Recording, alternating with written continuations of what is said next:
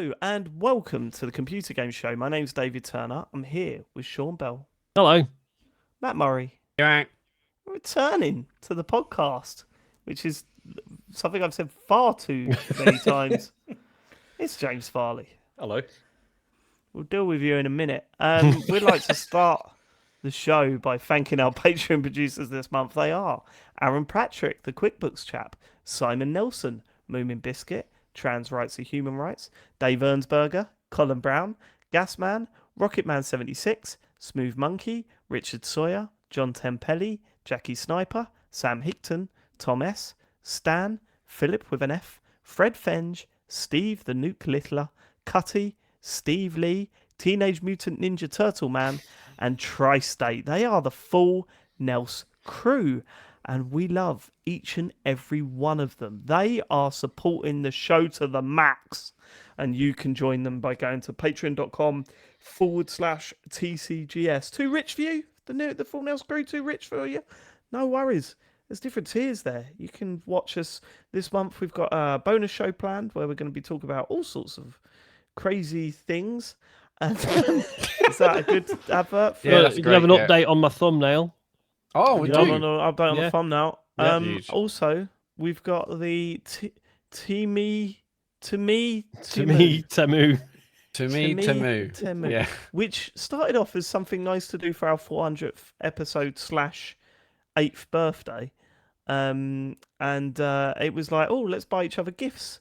But they've got to be from what I now know is one of the worst shops in the history. Do you not of enjoy the shopping world. like a billionaire, Dave? I love the fact that when I didn't know this, I asked Joe orders stuff from Temu, and it's always like, this is shit. This is just shit that's going in the trash. Mhm. All this effort we're putting into trying to save the planet, and we're shipping over, bean bags that are a quarter the size than they look in the picture. It's just. Is this the least moral thing we've done as a show? I think so. No. Maybe the milk race is up That's there. all right. We're helping China with overcapacity. It's fine. Yeah, okay. I mean, it is absolute tut, but let's see what we get. Yeah. You can watch us open those presents I'm if you're quite signed up to the. Excited and scared. Yeah, me too. Perfect. Thanks for interrupting for that little nugget of thought process. Patreon.com/TCGS is the video tier if you want to watch Temu. Which I'm sorry, Matt, is the greatest thing you've ever said. To be fair, But it never feels gotta give right. it It feels credit. like it should be Temu. That's sort of why it's funny, though. Yeah. How Even though- comes quite this work. is the one that you're worried about? All the other puns you fire out that make no No, fucking sense. I guess I've always just thought it was to you, to me, but it wasn't. That's not. It's That's not. not the It's case. to me, It is. to you. To me, It is me. Yeah. Anyway, the logo's done. That's the main thing. Look on James' face. He's like, you stupid prick. Do you Also, not know? I wouldn't agree, Matt, that your puns that they don't work. They always work. They're just rubbish. It's like I don't think that even. This I is think what they- really annoys me when people go, "Oh, you missed another Matt gag again." But it's No, we not, they're didn't. not always puns. That's what I hate. Actually, you think I'm more than that? They're quips. No, they're not- it's pun or quote from The Office. He's like That's a it. comedic No, onion. they're Dave. quips. I would describe them as quips, not puns. He's Like not. He's anyone a could do a comedic pun. American cheese slice. Anyone could do a There's pun. no Fuck depth puns. to it. There's I'm no actually not a depth to it. huge- It's disappointing if you have it on its own. Yes, yeah, I do enjoy a pun if it's like a stream or naming something, but I just Man, prefer they're more quips. I More wish we could quips. get that added to the. Like how Apple Podcasts does the thing where it reads the transcript now. Like if it also had like asides where it had things like Matt quipped, and then it adds stuff on it. That'd be so good. Welcome it back, James. How are you feeling? You were off ill last week. I was, yeah, and I'm feeling pretty good. I've just had some Red Bull. I'm ready to go. That's it. That's what you need, isn't it? We It said wasn't he'd been just to the doctor. He shit. hasn't. He's just bought a case of. Yeah, it doesn't sound safe. He got Red bought Bull, a case of and Red he's, Bull. yeah, he's right. He is shaking the boy. You got any feedback from last week's episode? Not really, actually, because I mean, I Okay, was didn't thinking, even no, I was- bother to do his Flawless. job, did we? I was thinking about it, and I was like, actually, it was I enjoyed it as an episode, but I was struggling to think of anything that I disagreed really? with. Yeah, Really, James? What about our feedback to your really heartfelt letter? oh yeah. yeah, I just expected that. It's expected to be not appreciated, but it's Genuinely, I genuinely didn't pick up that it was Chat GPT until someone put it out in the chat. And I Even listened though to Matt that had bit already back, said and it, yeah, which I but didn't, which didn't I hear missed that as at the well. I time. missed Yeah, that as well. exactly. I swear, but people don't understand that we Another record quip. locally and not the actual audio that we're hearing. So sometimes Matt will say something, we won't hear it. I mean, a lot of the time it's just not funny, so we don't react. But that one, I didn't pick up on the fact that it was ChatGPT. But when you sent it over, James, I was like, oh my fucking God, he's done something for the show. This is mad. I mean, honestly, I don't know how you do it. what I was going for is because I talked with Ian Lee about this, and because it was All grassing him up. no, it all comes He it all, into it. it all comes It's back harsh. to when we were going to have. It wasn't the 400th episode. It was another one. What was the other anniversary we had? Was our birthday? Yeah, 8th 500th birthday recently. episode. That's the one, yeah. Because I was going to do it for that when I couldn't be on that because I was Right. in China, and I just love. Fucking hell, you can't be on anything. No, I was in China. I was in China at the time. Just save I it for the next big episode. You can't be on. Do you But no, remember it's when just- we did a live show in Tobacco Docks? Couldn't be at that Yeah, either. it can be that. Yeah. Again in What China. have you done, James? You did do a video for that. Yeah, that's true. I Yeah. did the video for It's that, good. which was weird. But no, it's like I've loved that idea of bit like you know when they have like on what was it called, like This Is Your Life and stuff like that, and how they'd always have somebody who was like couldn't be bothered to like be there on the day, so they sent like there's like a video. Of like them say, "Oh yeah, congratulations" and all that, and I just thought it'd be funny to not even bother sending a video. Just like it's just a letter. It's- Yeah, no, Generated by AI. but also conveniently took no effort. It's funny how no, it's that's funny, actually not Sean. true. It did take some effort because obviously Fuck off. no, because obviously I had to You had to feed it info. I had to prompt it in the right way to get what I wanted. It's yeah. Sean, That's actually a lot of skill in He- prompting AI. Yeah. it is A incredible job in how itself, isn't it? James has wormed his way into a role where he doesn't have to give a shit or do anything. He can Because that's just his sit. character now. It's Yeah, fine. yeah. I At the care. end of the last, what is it? One of the podcasts we did recently, where it was like, "What are you doing, James?" "Oh, I'm just sorry. I wasn't paying attention. I was just texting or something like that." And we No, were it's like, not true. I cared. The audience is It's like, yes, funny, classic James. James. "Yeah, classic James that," and we're all just going, "No, can you actually do something, please?" It's not fair. I care deeply. And Was I that ChatGPT as well? Because they're just prototyping what to say to make your friends not mad at you anymore. Prompt. Heartfelt It's message. okay, actually. I'm I'm having a good time. I Are you, thought it did a James? very good job at sort of elucidating my deep feelings. For the show. So basically, although it was computer generated, you agreed with every word. Yeah, of you it. were So saying- it's fine. It's You what said I it would've- anyway. It's what I would have said. Yeah. Oh, that's all right then. Nice one. Well, that's James's feedback. What an excellent portion of the show. Should we get to the feedback from our listeners? Why do I do this? James, did you listen to the show last week? Fucking no one knows, James. No one knows. You clearly Did you don't listen? enjoy it anymore. To the I 400 did. I episodes. did listen. Yeah, I did listen. Yeah. Go on. It's good. It's good. It's good. Brad from Iowa. Hey, fellas, I've had a busy couple of weeks and fell behind on the podcast, a bit like James Farley. I added that bit. I just got caught up and wanted to be the first to say congratulations on 401 episodes. Y'all the best in the biz, and the show gets better every year. Here's to 401 more. Love from Brad. Ah, cheers, Bradley. Brad. 401. Did it feel weird not being on the 400th though, James? Is there not part of you that I was mean, like, in actually- all honesty, when I said like I'm not going to be on it, I'd kind of forgot that it was the 400th, and then when I realised, Totally realised that, yeah. when I realised, I felt terrible. Yeah, Like, I clocked that genuinely. straight away. I was like, James has blatantly not realised what number this is. Yeah, and I was like, oh, What are we on, Well, like, I mean- 270? 140? What are we on these days? Right. You didn't say anything at the time because I think I mentioned it.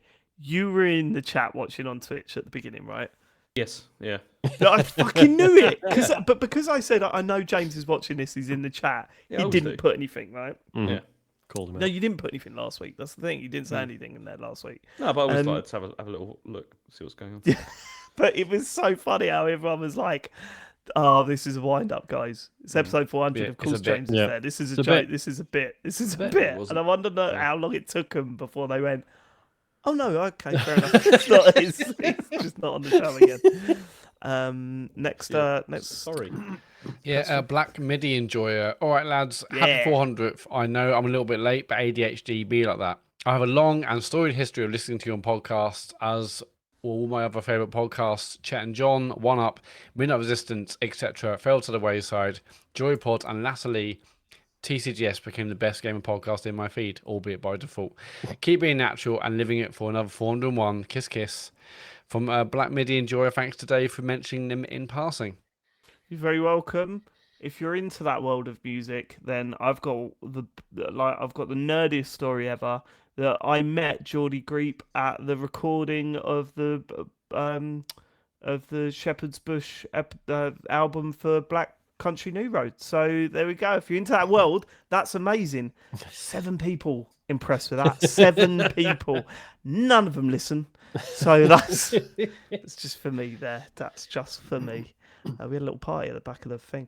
Right, next. Nice. Virtual Boy, in regards to the best of consoles question from 2 weeks ago, please have a look at the Atari XEGS and the Sharp Twin Famicom Turbo. I know these pics make me sound like a pretentious prick, but trust me, the designs are really striking. Thanks for a great show. Yeah, I looked them up. Okay. Yeah, they do look cool. Do they? The What, better than Atari Saturn? XEG. I'm surprised James doesn't know. He loves stuff like this. doesn't he? Man, Yeah, it does fail hard. Yeah, I mean, I was looking at them. I was like, I don't know what either of these are. I mean, obviously, Atari X. No, that looks like a XEGS. shit. That That looks crap. like a shit STE. It does, yeah. So I'm not having that at all. Sharp look them up Twin again, 'cause I've Famicom forgotten- Turbo. I forgot Ooh, what mama. Oh, Sharp yes, Twin that Famicom looks absolutely Turbo. incredible. it does. Uh, Looks like a yeah, Ferrari. no, I've got time for that one. That's nice. Yeah, well, I wouldn't want it in the front room, but No. I would. If I was had to buy the red or the black one, I'd be buying the red one. I still think There's no that doubt looks about a that. bit shit. Sorry. What's your favourite looking console then, James, of all time? That is a really good question. Oh, I haven't thought fucking about asked it, boy. I know, I haven't really thought. So I listened last 2 weeks ago. Such an academic you are. Hey, that's a really good question. AKA, I need some time to think. Quick. He's like, quick, chat Tony GPT, see. I would have to like of the most recent stuff. I'd have to say I think the Series S looks brilliant. I really do. I think. Didn't we have this conversation the other week? Why is that with a black did, circle yeah, on we it? did. We had this conversation like 2 Series weeks S. ago on the show. Yeah, you're absolutely Yeah, right. but James probably wasn't here, Sean.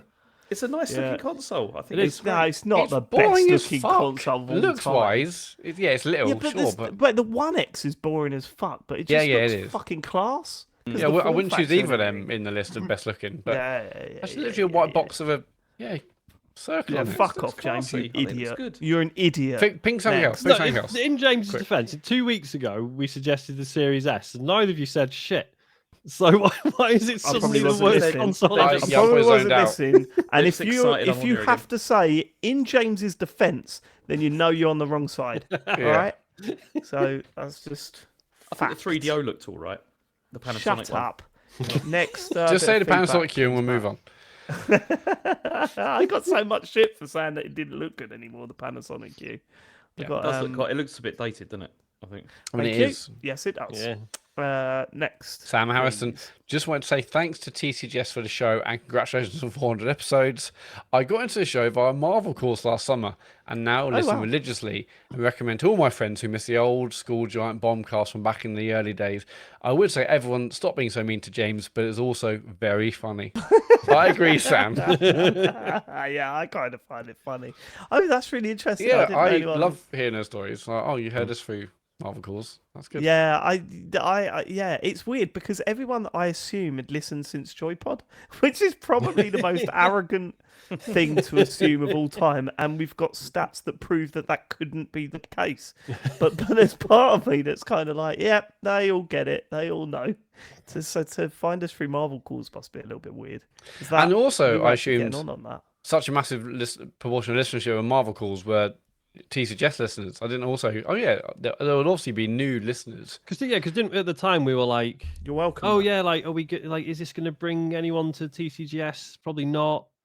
Like it's going to it might do well on its own, but it's not really related. Yeah, is it enough really that worth it? Yeah, if it's not going nobody's in it. to help us, But what is the point? but we've recorded it all Yeah, anyway. they've man, already so done just- 2 years of recording, Sean. So, but should we still release it? I don't know if we should. It was a fine podcast.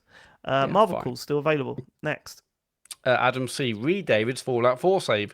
The new PS5 has a separate trophy list and save record, so everyone loading it for the first time has 0 saves and 0 trophies. There's an import save option or import save button that lets you import any PS5 save file into the PS5 game. Did David do this, as he doesn't mention trying it?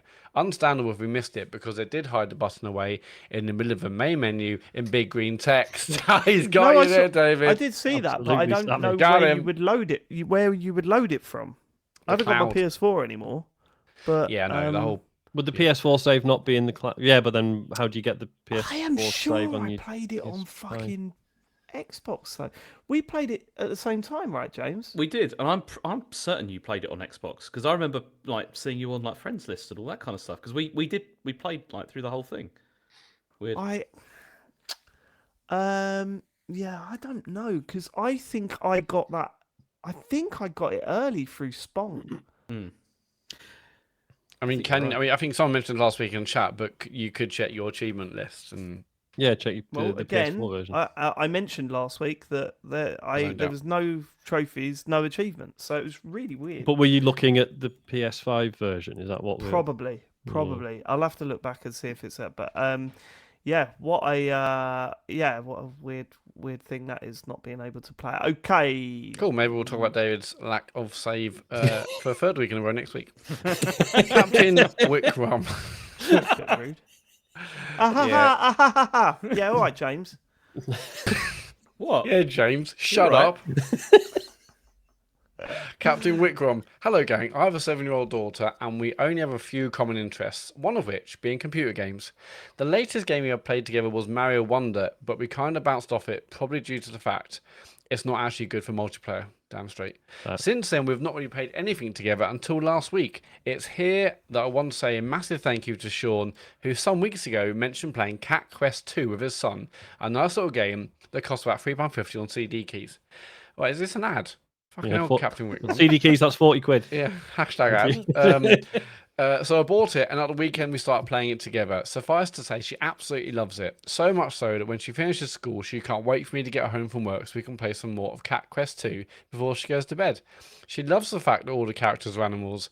It's not too difficult, and it looks nice for what it is. And for me, there's enough in the combat and looting items and small RPG elements that I also get enjoyment from it. This is why I love this show.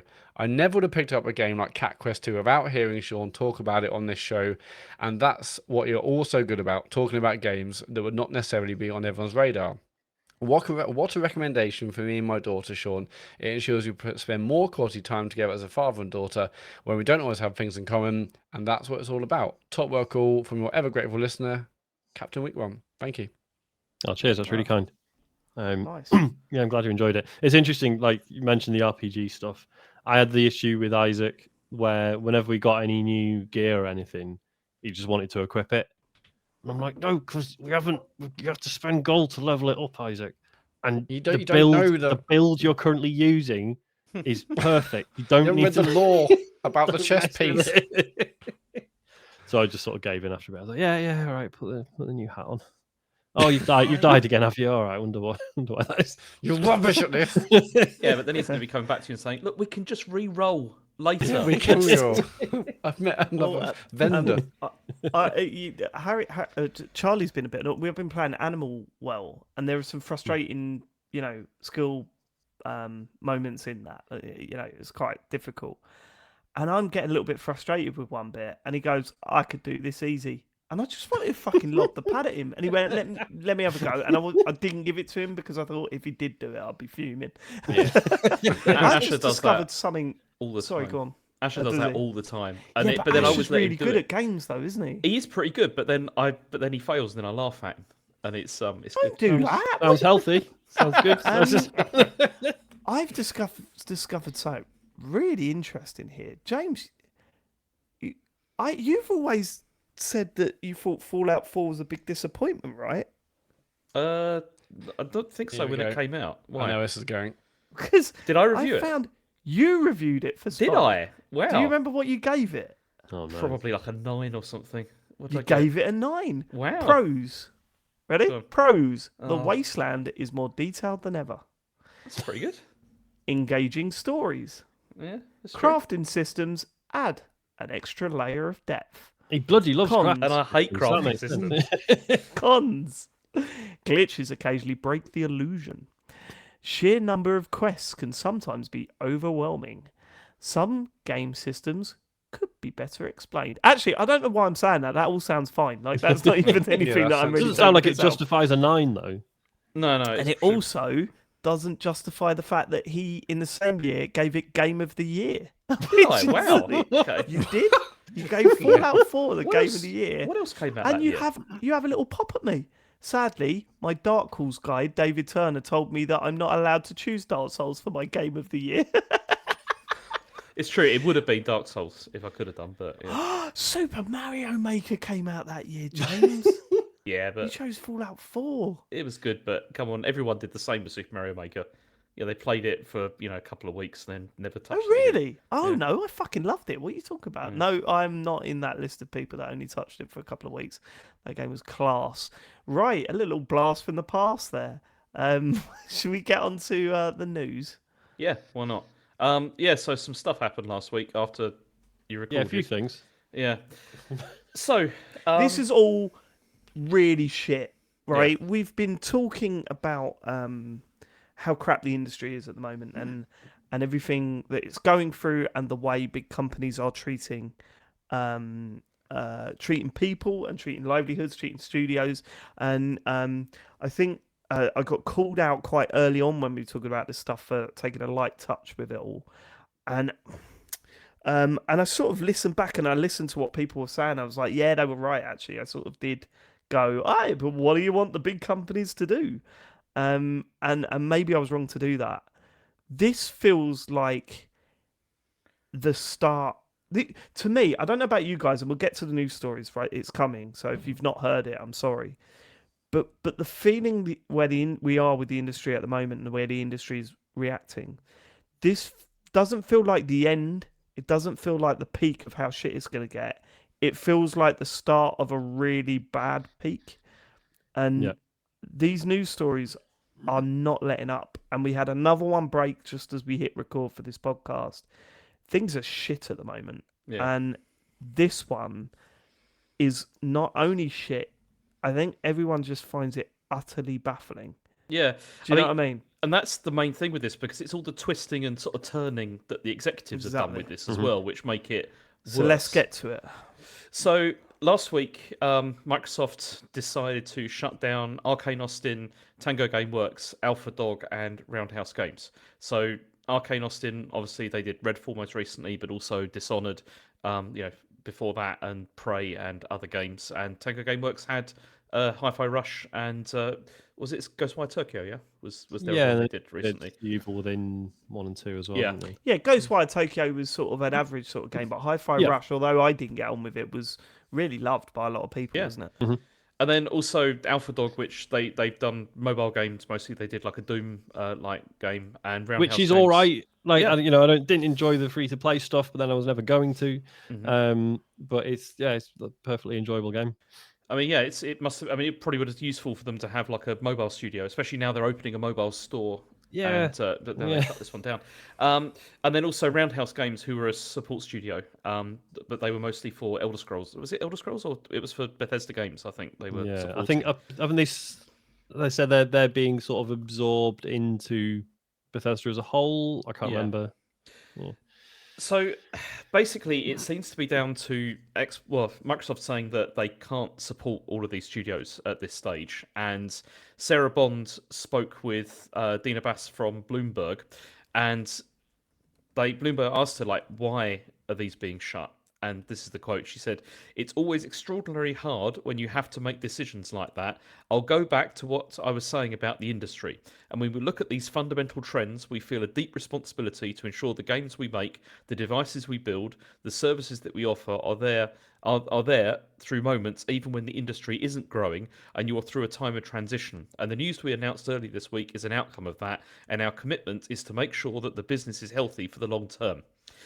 She was then quizzed as to how you have a game like Hi-Fi Rush, which, according to Microsoft's own PR, had been like a critical and commercial success, where there was like tweets from like Aaron Greenberg and people like that, saying about how brilliant it was and what, how brilliant, the game performed. And they asked her, like, how it is that you then shut a studio like this down. And she said, one of the things I really love about the games industry is it's a creative art form, and it means that the situation and what success is for each game and studio is also really unique. There's no one size fits all to it for us. And we look at each studio, each game team, and we look at a whole variety of factors when we're faced with making decisions and trade offs like that. But it all comes back to our long term commitment to the games we create, the devices we build, the services, and ensuring that we're setting ourselves up to be able to deliver on those promises. So it's kind of like a confusing sort of word salad where she kind of repeated what she'd already Absolute said. nothing, isn't it? Yeah. Yeah. And also, Bloomberg also now claimed that the layoffs aren't finished and that there's going to be more probably after the showcase in June. Like this, yeah, and probably for like core Xbox studios.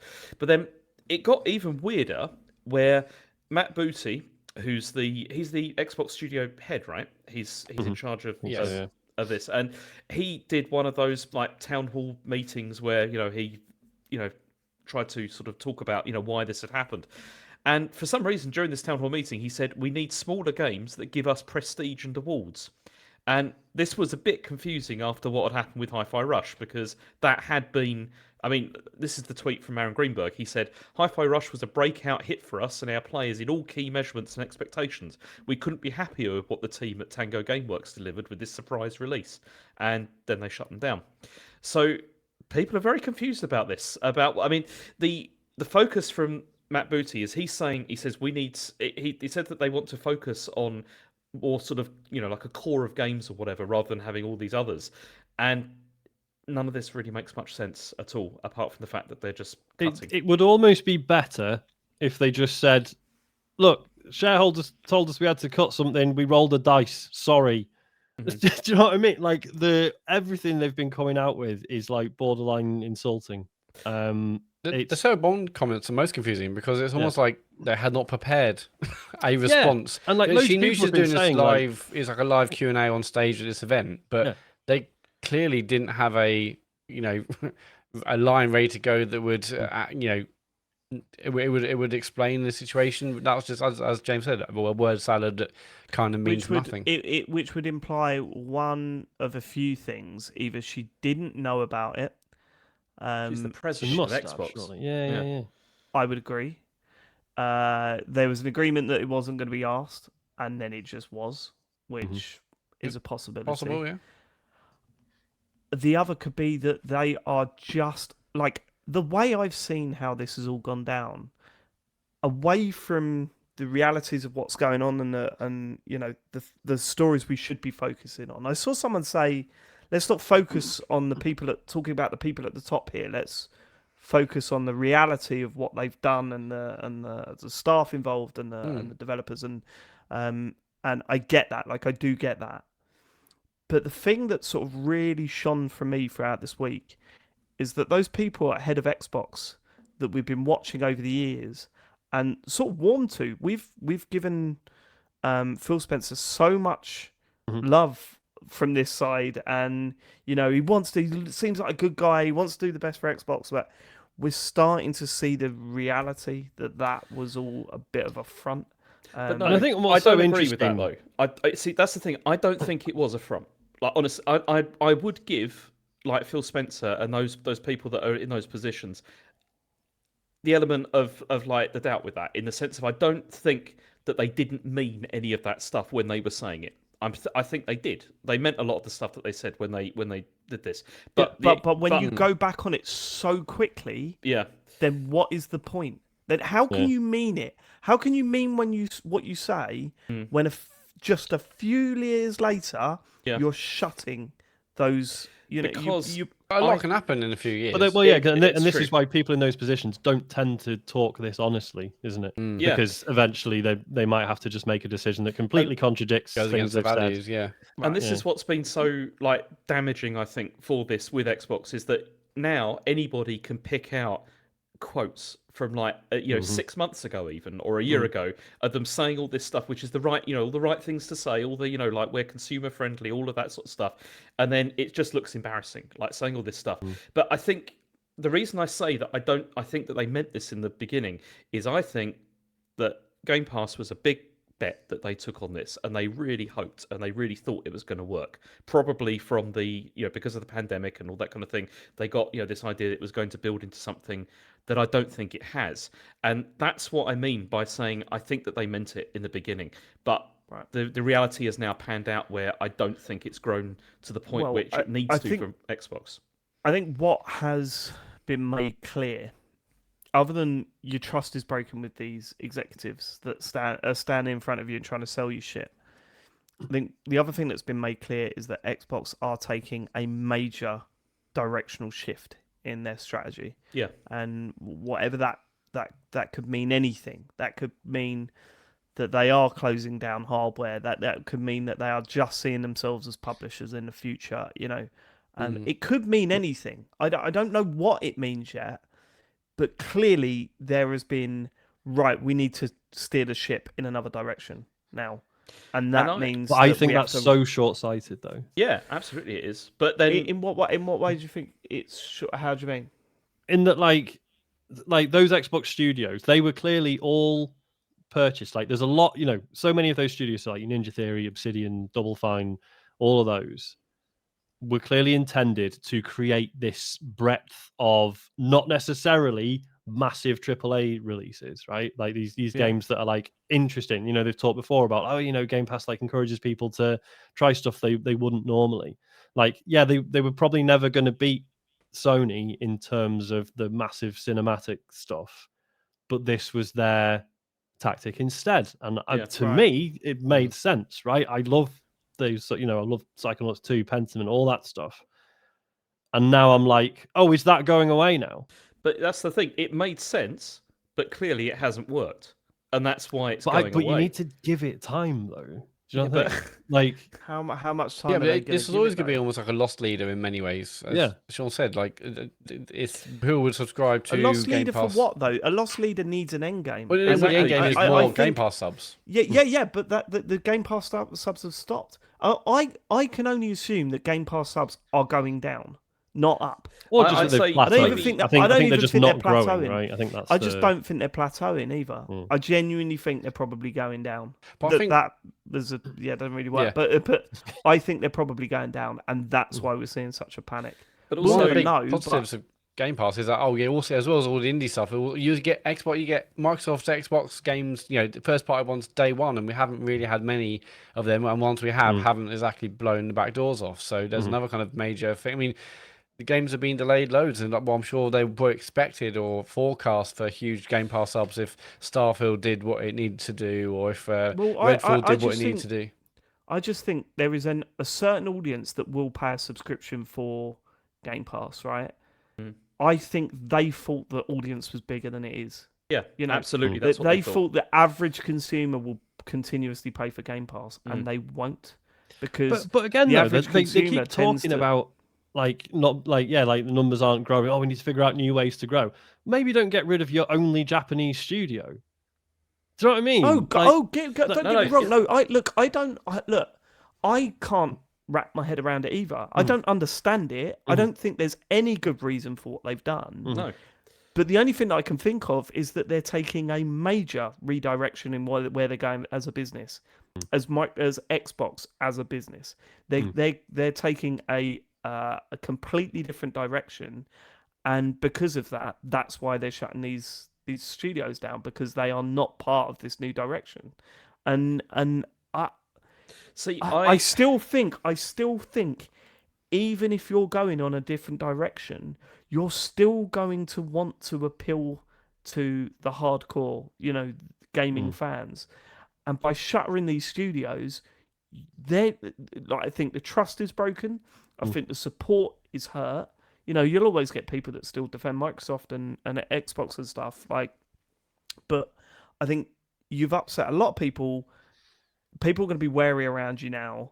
I think the illusion of Phil Spencer and his teams coming to save the day for gamers, I think that sort of dissipates. I think that's gone completely now. One of the really interesting conversations I think we had, because we're like really thoughtful people, man, in our WhatsApp group, and we don't just post like memes to each other. It's actually better than the show. the WhatsApp group.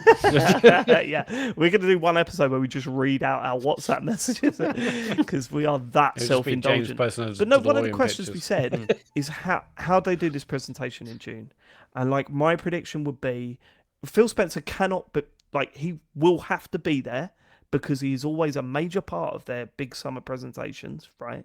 He will be in that video, but whereas previously he's been throughout that video, I think we're going to see him right at the start and right at the end. Has he always been? He has obviously always done the intros and outro, but Yeah.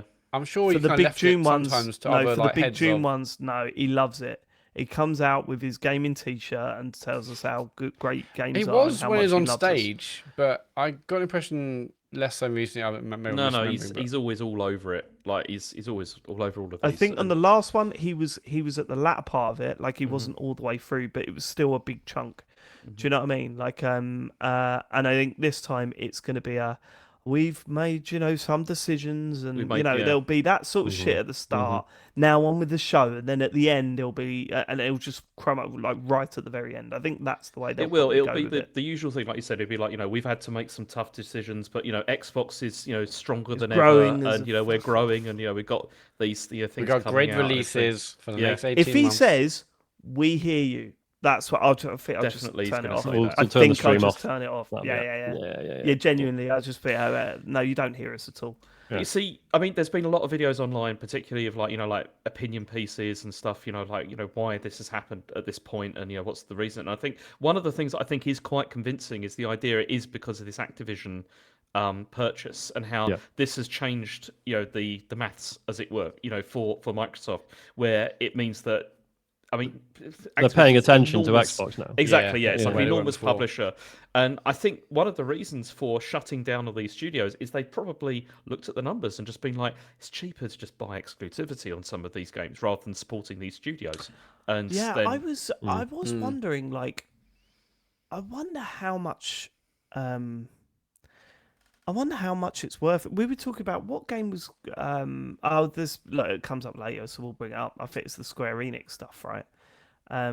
We'll talk about that later. But you do wonder how much people are getting paid for exclusivity at this point, because when there's an uneven market, when there's an uneven market, like there is, Sony's not going to offer you that much for exclusivity, are they? Because they know then, sales on the other console are not going to be insane. I mean, I was listening on some other podcast. I can't remember which one it was. Sorry, where they were talking about how developers have said that like there is still money from Game Pass, but it's not what it was at the beginning. Like it's not. That's kind of like not dried up completely, but it's not.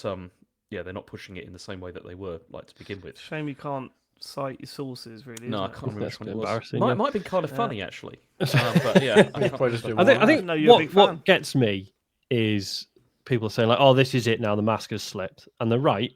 But usually, when a mask slips, it reveals something else. Whereas in this, I'm like, "What?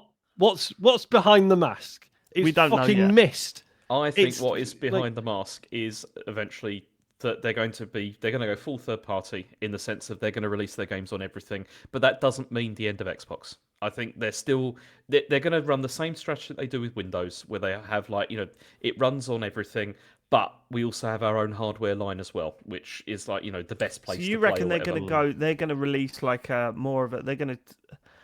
You reckon they're going to release a PC gaming box rather than an Xbox? No. I think they'll still keep doing what they're doing. They'll still keep doing what they're doing. They're still going to have an Yeah, Xbox. but why would anyone fucking develop for the Xbox if it's just going to go do down you the mean? fucking pan?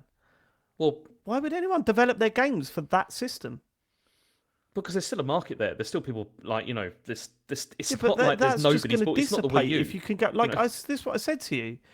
If you've got, if all Xbox Microsoft games are on PlayStation, are you going to go out and buy the next £450 Xbox? But some people maybe would because of Game Pass or whatever. Yeah, but but my point is that market is going to plummet, surely. Because I wouldn't, and I fucking love games, and I'm a big Xbox player. I'm a player, boy.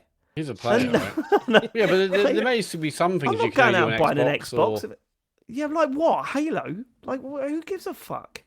Well, I think Halo's Seriously, actually one that's more likely to go third party, but there may be some things which are only on there. But Come on then. So what? The what? Why would you buy an Xbox over a PlayStation, or as well as a PlayStation, if all the Xbox games are on PlayStation? don't- Why I mean, would you you're because not? David, not- it's the best place to play Game Pass. Exactly. And I've That's always said exactly that. what they'll It say. does have the best online infrastructure. Right. To Party be fair, chat, tick. but I don't think that's in like, oh yeah, I'll pay another £500 for that. Achievements, please. tick. We're saying that people will still buy Xbox because they want the subscription service that is currently failing. Yeah. That subscription service needs to hit and maintain a certain number to be viable. And I am starting to realise that Xbox are realising that it is no longer viable, But you or see- it's not going to be viable in the future. But that's the thing. I'm saying this is what they're going to do. I'm not saying it's going to work or that it makes sense. But that's what I think that they'll do. I really think that they are going to go. They're going to start releasing stuff on other systems, like pretty much everything. No, I'm not saying that's not going to happen. I just think if they think they're going to do that and also maintain their own market on Xbox, then they're mad. Because they we are are mad. It's we worth are pointing out, we are like, four of the biggest nerds in the country, and I can't imagine owning an Xbox and PlayStation if that happens. I mean, it's worth pointing out as well that like PlayStation just got a really good port of Hi-Fi Rush, so even Yeah. PlayStation owners are like, "Oh, would you shut these guys down for fuck's sake?" Like, Yeah. But nuts, man. this is obviously, so many people are talking about it this week. This feels different to the other closures, the other redundancies we've heard over the last 18 months. So why do we think this one has seemed to be a bigger It's- impact? just because it makes even less sense. It makes Like- less sense, but it's also because of all the stuff we've heard from Microsoft the last couple of years. That's why. Yeah. Because Yeah, we've yeah, had years and years now of being told these games are coming, but also, we love developers, we want to nurture talent, we want to do that, and then they buy these studios and then shut them down. And it's like that's Yeah. And Yeah. we've been here before. That's what's so frustrating. Yeah, we have Microsoft been here done before. this before. Yeah, And in 3-4 years, they're going to be like, "Oh shit, we've got no one to make games again." yeah. It wasn't a Japanese They studio. convinced us. I tell you why this is different, and it's not different from a human level. It's not different from the people that have been affected. It's not different from that level, but it's different in the sense that Microsoft convinced us that they changed, and this is the truth that they haven't. And the guys that walk out in their t-shirts and talk about playing Gears of War because we're one of you, that's gone now. Like that is gone. That whole feeling of Microsoft working to make the industry better has now. Like, I mean, there's a reason why people are posting those clips from the Double Fine documentary. I was going to say, and yeah. saying what the fuck.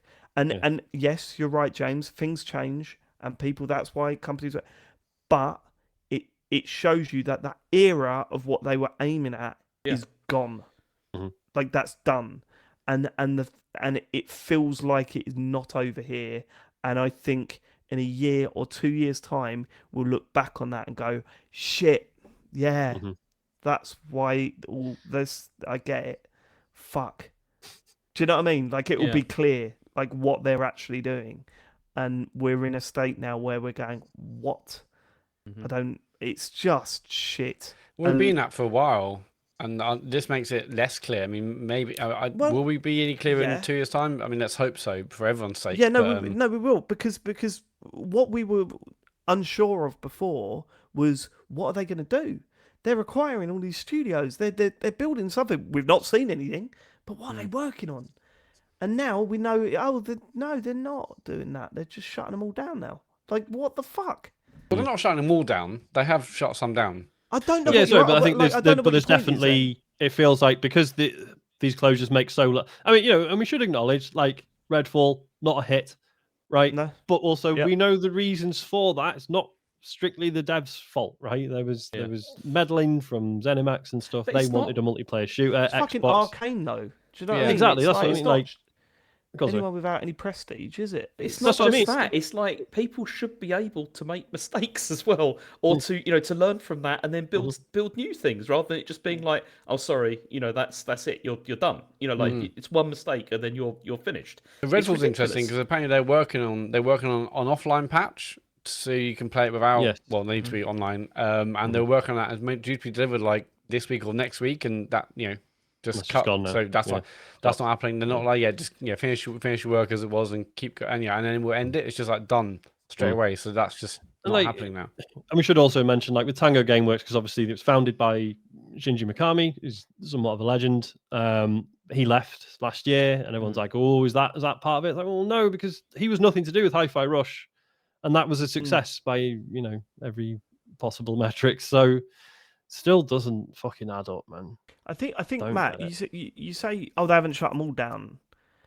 I think, But it feels like they could, right? yes, Well, of It course does. they could. the Yeah. decisions Or like, they've or we made, don't know the who's decisions going to be they've next. made. right? Yeah, the decisions they've made here make you go, holy fuck, yeah, they could shutter anyone at this point. Imagine you're working at Ninja Theory right now, and you're about to put Hellblade 2 out, and you're like, man, we're all doing our best. This is going to be great. Oh, but that might not be enough.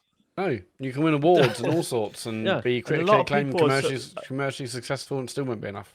I mean, a lot of also, people are starting to worry the fact that they are not like advertising that game at all now. Yeah. It seems to be They've done a very couple of quiet. tweets.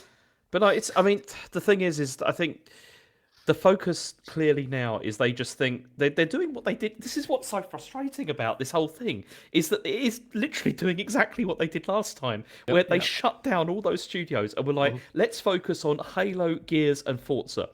Those are our three things that everyone loves. Everyone's into those, and they're doing exactly the same thing. But this time they're saying we got Fallout this time as well. So let's make loads of Fallout And Call games. of Duty. And Call of Duty, and it's just. But again, though, dev cycles are so long. Like we were saying, like last week, like the next Elder Scrolls is in development. We don't know what that is really. Like we're not seeing anything of that, so that's presumably still ages off.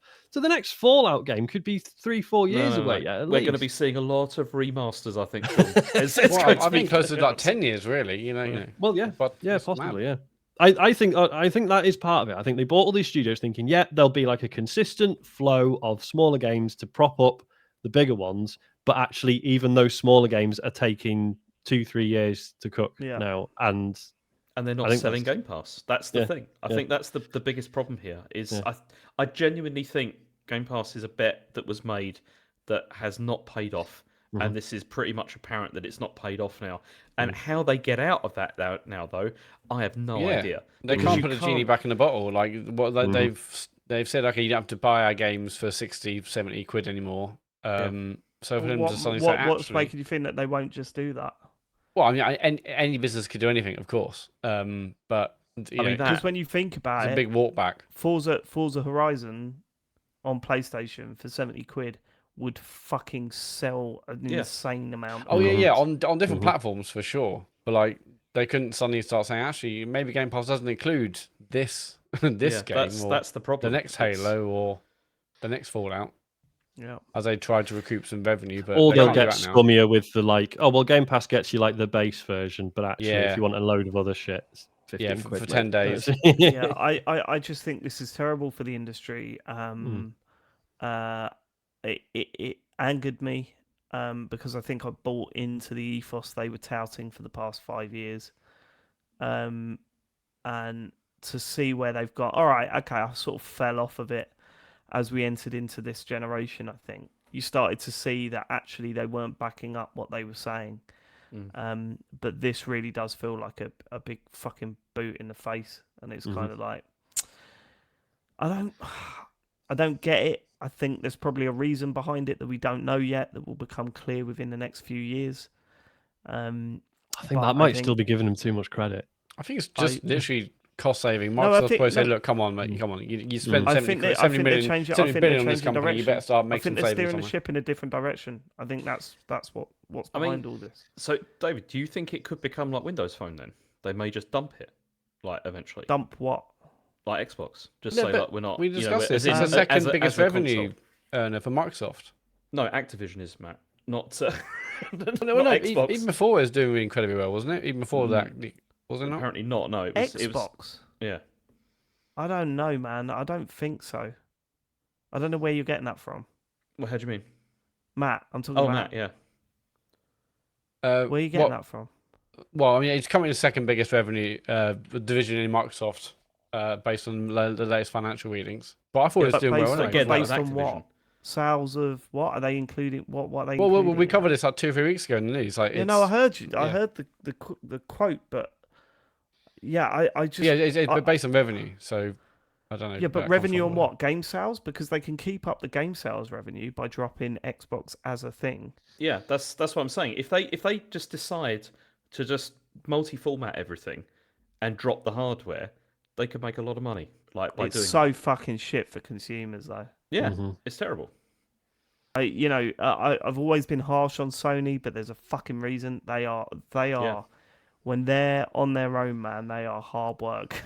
Do you know what I mean? I don't know, But also, I man. mean, that's the other thing that really sucks about this is it also like this was like Microsoft obviously have like thrown we have no idea, but a huge amount of money at Xbox like over the years. Like it must be Yeah. like billions, by this stage. Yeah, of And they yeah. money can that they've put afford into this. to be Yeah, clear. exactly. Let's They can not totally let's not afford to. pretend this is like charity or something. But it's just like it's mad in it to think that it's like even a company like that has done this still can't move the needle in their idea, enough to make it worthwhile. It's just really depressing. Yeah, that is. It is depressing. It is depressing. But I've got some good news because Sea of Okay. Thieves was the best-selling digital PS5 game in Europe last month. Well, that's a great game, so that makes sense. Yeah. Have you jumped back on just to see what it's like seeing PS? I haven't actually, no. They've added quite a lot of new stuff since I last played, so I'm keen, but I don't think any of the people I used to play with are bothered. Right. Yeah, it would be mad just to see. I mean, you're so much more experienced in it than the PS5 people. It would have been great to just absolutely fuck it. Is it cross play with PS5? You have to assume think so. it is. Yeah, I don't know. Yeah, I guess so. See, I mean, the other thing I wonder about this though is I wonder how much of this is down to pricing as well, because it's cheap, like as in cheaper than like it's not a 70 quid release. Is it not? And no, and I suppose because it's got microtransactions and stuff in, so I suppose you'd be quite cheeky to ask. How much full is it? price for it. I don't remember off the top of my head, but it's definitely not a full price release. £3. Yeah. Yes, yeah, it is cross-play. It is cross-play, Anyone on okay. PS5 can play with people. Yeah, yeah, it's fine. It is fine, that one. So I'll move on to the next story because it's kind of connected and related to this. Was that also the Perfect Dark reboot is apparently in a very rough state and a big protracted mess. So this was Jeff Grubb. 40 quid, Sea of Thieves on your PlayStation. That's not bad, is it? that For is a fucking good. good game. See, that's what I'm Yeah, saying. yeah. It's like, but we've seen this also with Helldivers as well, like how that was also priced, cheaper and Yeah, it's done really well. really well. It's almost like games, if they're a little bit cheaper, sometimes sell really well. It helps, You doesn't do it? know that there's a fucking executive Yeah, somewhere I'm sure. going, we fucked that up. Do you know what I mean? Like, not realising that actually, because you go, oh no, it's only 40 quid, you're more likely to jump on it. Like, that's part of that game's success. But sorry, James, Perfect Dark Zero shit. That's what. What? I never knew that. I never Well, knew that. this was Jeff Grubb. So he was speaking on Giant Bomb, and he said, "I've been hearing for years that Perfect Dark is in a rough state, but it sounds like it's in a very, very rough state. It doesn't sound like it's really come together in any way since then." And then VG247's Alex Donaldson said, "I have some crazy stories about the development of that game. I have not put in print out of respect for a team really trying hard to push a boulder up a steep hill, but my patience is getting thin." But then Don't say anything then. it's weird, isn't Yeah. it? But then there's now Leave off, rumours- Alex. Yeah, Alex. Yeah, Sean's trying to get him on the show. Yeah, Oh. yeah. I didn't respond to any of those sure, tweets, so I think we sure. fucked that up. Yeah, well, fuck him then. Don't say anything then, Alex. But I've got some stories for you. What are they? Can't tell you, mate. Well, shut up then, Alex. We're joking, Alex. We love you. It was a very good episode of I MTI. don't think he listens. It's all right. Okay, that's fine. That one. Just in case someone clips it. but there are now rumours that it is going to be at the showcase in June. That they're going to show something. I mean, I'm assuming that probably means Mate, trailer. You are teasing me with these stories that you're like, hey, it's really shit, but we're gonna see it soon. David. See it anyway. It's just going to be really obviously unfinished. It's going to be like white box levels, just like nothing happening. Oh look, we've made it so look, she can run forwards and turn. It'll be a concept trailer. It'll be a concept trailer, and that'll be the thing. But yeah, We've already had. We've already had that. We had the Yeah, CG yeah. trailer a few years ago. 4 years ago. yeah, but we're going in a new. We've heard you. And we're going in a new direction. We'll have the whole thing. Anyway, other news is that they're also launching this mobile store in the summer. So This is coming in July, and they're going to have Candy Crush and Minecraft on it. So that's Oh, exciting. good. Oh man, I could smash some Candy Crush again. I ain't played that for ages. Come on, it was alright, that Candy Crush. Do you know, I don't think I ever played it. I never I- went to that. Wow. Obviously, I've played other Match 3 games. If it's a good one of them, then yeah, of course. I mean, it's an alright one of them. Yeah. It's nothing special. So it's just a website, isn't it, James? It's not an Yeah, app. it's not an app. Yeah, Or- it's a website where you can download stuff. Because yeah.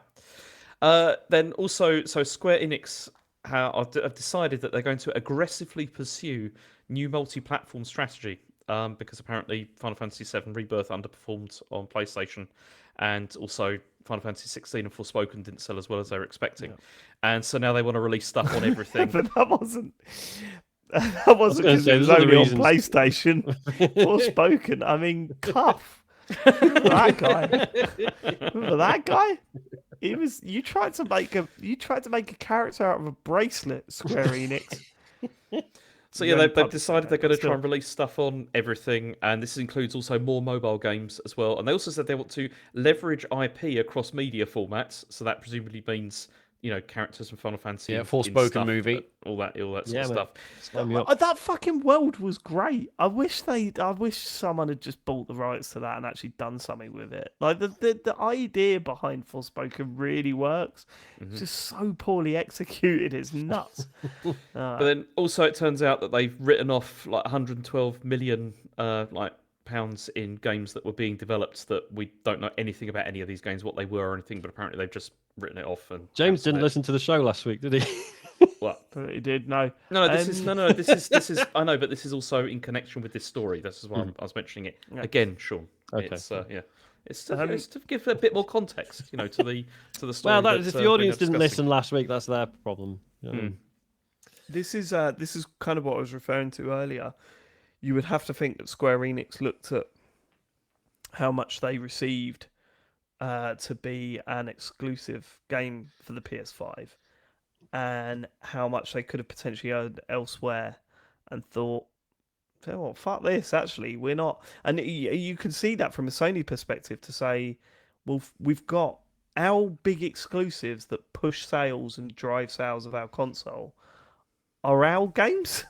Do you know what I mean? Not like Final Fantasy Rebirth or whatever. So maybe we are going to pay less for those exclusives from third-party companies, or they just think we don't need them. Like we've got our own insanely decent, highly rated exclusives, and we don't have to pay a ridiculous amount of money to make sure they're not released elsewhere. We can just have them on our system because we own them. It's you wonder how this is the big gap between Microsoft and Sony. That is the sort of effect we're going to see on the industry that we didn't really contemplate until we're here now. I'm just thinking, what the fuck? I suppose what's strange about this, I mean, I guess they're talking about PC as well, but yeah, part of you thinks, well, how much difference would it make if you put it on Xbox? Because obviously none of these games are coming to Switch, right? But that's the thing. It's Switch. Surely Switch or Switch 2 has got to be the thing because there's Switch no 2, way I that suppose, Switch is- could run these games. So Yeah, maybe Switch 2, but Switch 2 is going to have to be, again, you were asking Nintendo to do something they haven't done for years and years. They've not innovated in terms of technology. I mean, in a way they have. come Like on. the Switch is innovative, and it's interesting, and the Wii was innovative. They've not been pushing the boundaries of what's possible with video games consoles in terms of power and what game. And Square Enix, if they are looking to go fully multi-platform, they're going to have to use that as their base and then port to other consoles. And I don't know how well that'll do. Like, part of the appeal of these Final Fantasy games is how fucking good looking they are. Because they are. Even I'm not a fan of them, but you look at them and you go, "Wow, holy shit, that looks great." They're not going to do that if they develop for Nintendo consoles in the, as their base. it could mean more cloud games potentially on Switch. Because that's something That that they never took off though, did it? I was going to say, we don't really know if that's worked or not, do we? Because there's been plenty of examples of it, but no one's really spoken up about, like, this was totally worth it or whatever. Yeah, They're Control probably was released on experimenting, there, weren't they, to wasn't see if it worked, how it could work, what it could learn. Maybe that'll be a part of the future console. Who knows? But I was a bit disappointed they didn't mention anything about crypto You know, because Yeah, that that was the seems other to thing be that they were going on well out about. the window now, doesn't it? Yeah, that's Thank not fuck. happening. But then also, like, What just was the before other one? Oh, NFT. Crypto NFTs. That was NFTs, it. mate. That was it. Cryptos and NFTs. Fucking hell. But then the other thing that happened just before we were, about to start recording was that there's also seems there's going to be layoffs at Square Enix in Europe. Fuck. That's coming. So yeah, apparently their publishing, IT, and indie label are going to be affected by that. Yeah, so, people are going to hear this also week. also So US. yeah, not Shit. good. Yeah. Mm. Next story is that Nintendo have kind of announced that there's going to say something about the Switch 2 at some point. Some point between now and 2025. March next year. Yeah. A weird so, announcement, wasn't it? Yeah. So they're not definitely, they've said they're not showing anything at the June showcase. There's not going to be anything at that for the Switch 2. Sean said, that's confirmation that the June showcase is going to be shit then, isn't it? And you could not be more right. It's going to be not great, is it? But it's never going to plumb the depths though of that at the end of the Wii U. It's never going to be that bad though. Bad was There it? might have a that was 25-minute bad. special on a new I don't know. Smash This character. past year has been fucking shit. No. it? Come on. We haven't had like Nintendo Directs where they had literally one game that they talked about for like 30 minutes. I suppose Mario Wonder sort of helped, but Mm. I mean, then you go, what else? Do you know what I mean? It's not been great. They got lot of Thousand Year Door remakes. like coming soon, Yeah. which obviously is a remake, but it is one of the best games they've ever made. So it's like that is a thing. So Mhm. That Which we Luigi's get. Mansion remake is one of the biggest slap in the faces I've ever seen from Nintendo. Like, you look at it and you just go, oh my god, you've put the 3DS game literally on the Switch and done nothing to it. yeah. Holy shit. As an aside, this isn't in the news, which is fair enough, but it's worth a brief mention. Have you seen this N64 stuff? So basically, someone's made a program that will like generate a standalone PC port of, they reckon, any N64 game. Oh, I did see VGC post about this. Yeah, well, a don't lot look of too places have close into posted it. about it, which means it's probably got about 3 days before Yeah, Nintendo until it's kill it. gone. Yeah. But it's fucking impressive. It's really interesting, worth a look. Okay. Yeah, I love the way this is announced. This is for such a Furukawa. bad boy.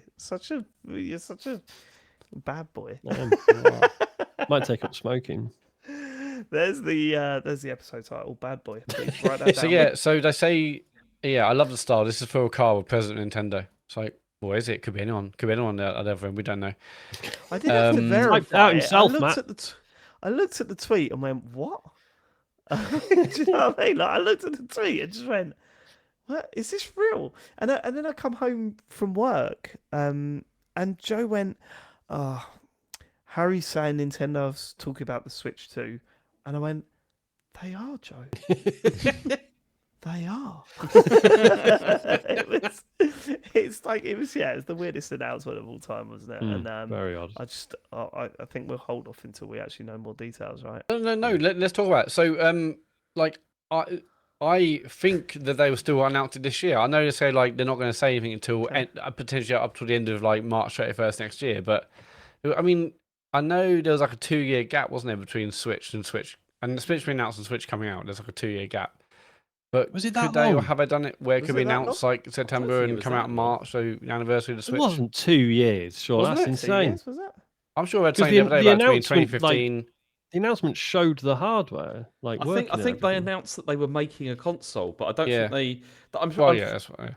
I mean, you may be right, Matt, in that maybe they'll show the console towards the end of this year. And now And we're in then- Yeah, I March. think they will. Yeah, I And think then they will comes for a out, March release. Yeah, and then March, Something maybe like next that. year. But then Yeah, some I people could take see it that literally like the fact that like they will make their announcement about a successor within this fiscal year. And I'm like, well, yeah, but they can also announce it and release it in this fiscal year. You know, It's funny. Like, I don't know if any of you are the same. Like with everything else that's going on, and don't get me wrong, there's loads of reasons to be cheerful as far as video games are concerned. But part of me was like, oh yeah, Nintendo, thank fuck, they'll do something in the next 12 months, and everything will seem all right again for a bit. That's just, yeah, you know, it is exciting new Switch hardware. But yeah, I'm hoping and announce this year out next year, like early next year. But we'll see. So the final story I've got is about Ghost of Tsushima's director's cut because they're okay. So Steam, isn't it, have started to give auto refunds to people who have bought it in areas where you legally can't sign up for PSN. So there's a couple of interesting wrinkles to this. One of them being that when the stuff was going down with Helldivers last week, Helldivers 2, I think it was like the Ghost of Tsushima Twitter account was like, "Hey, you don't need a PSN ID to play this. Don't worry about it. It's fine. I think you do for the online stuff, but like if you're playing campaign for only, you single don't need player, a you PSN don't need ID." it. Yeah, Yeah. And then so then two things happened. One, so obviously we reported last week that the Helldivers requirement for the PSN ID was they rolled back on it. They said they weren't going to do it, but they did pull that game from sale in all the countries where you can't get a PSN ID. Yeah. And now they're doing the same with Ghost of Tsushima, the PC But version. that Which bit at least of they're doing Helldivers it. news wasn't really as well reported. Like everyone's like, "Oh, No. it's brilliant. They've totally changed their mind." But actually, no, you can't now buy Helldivers in 177 Well, everyone countries. had moved on to Microsoft by that point, hadn't they? So Sony was like, "Ha! I'm going to get away with this now." It's such a mess, though, isn't it? And It's just very like, strange. I mean, this is I don't know. This looked like an example to me of like how sometimes it does feel like companies don't know what they're doing. We think they make these like how if you're releasing something like this on PC, why is there not been more research done on like how to do this?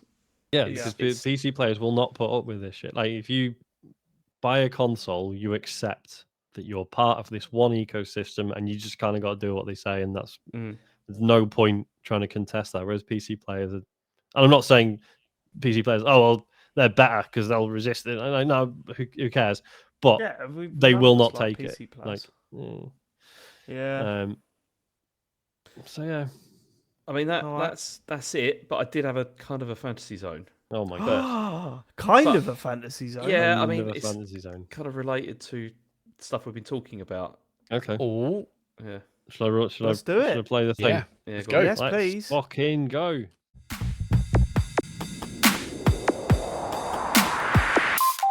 Guys, fantasy zone.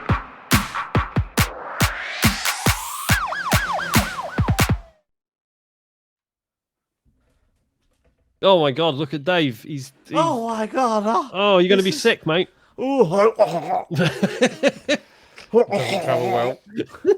oh god. We made it God, we're here. largely in one piece. The finest fantasy zone. James? I mean, the problem here is that what I've got is a bit. I mean, it's a bit obvious. Are you saying a it bit didn't rubbish. warrant the journey, Hey. James? Are you saying James been sick for 16 hours on a plane for what? It almost certainly was not worth the journey. But okay, so the thing is apparently Game Pass is getting a pricing structure increase with new tiers, but also there's going to be a free ad-supported one. So there you go. What does that mean? I don't know. Because I forgot to mention. It means you'll be playing a game, and 10 minutes in, it'll say, "Do you like Doritos?" on I do, to be fair. on the episode that I wasn't on recently, James made a point where he turned around and went, "I can't believe it. I looked at how much I was paying for Disney Plus, and it was 15 quid." No, And I 50. was like, "Huh?" 50. That was no. What do you mean, 15 quid? Like monthly, it was like 15 quid a month or something now. No, because I play. No. I play it yearly. Yeah. Oh, right, okay. But I looked at it and I was like, holy shit, I'm paying nearly that for mine. Because I somehow was at the ultimate tier with HDR and Yeah, 4K they did that to and everybody, and it was really all annoying. this sort of shit. And I'm like, why am I paying that?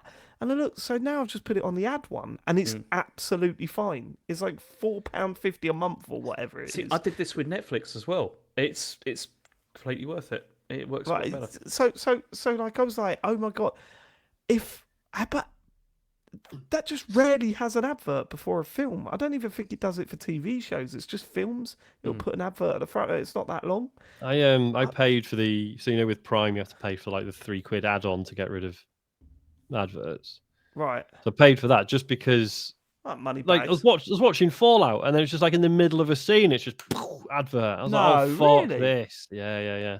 Not having that. Oh, maybe we already pay for that then. But I just don't know how you do that on a games console. So calling bullshit on that. It's been tried before, hasn't it?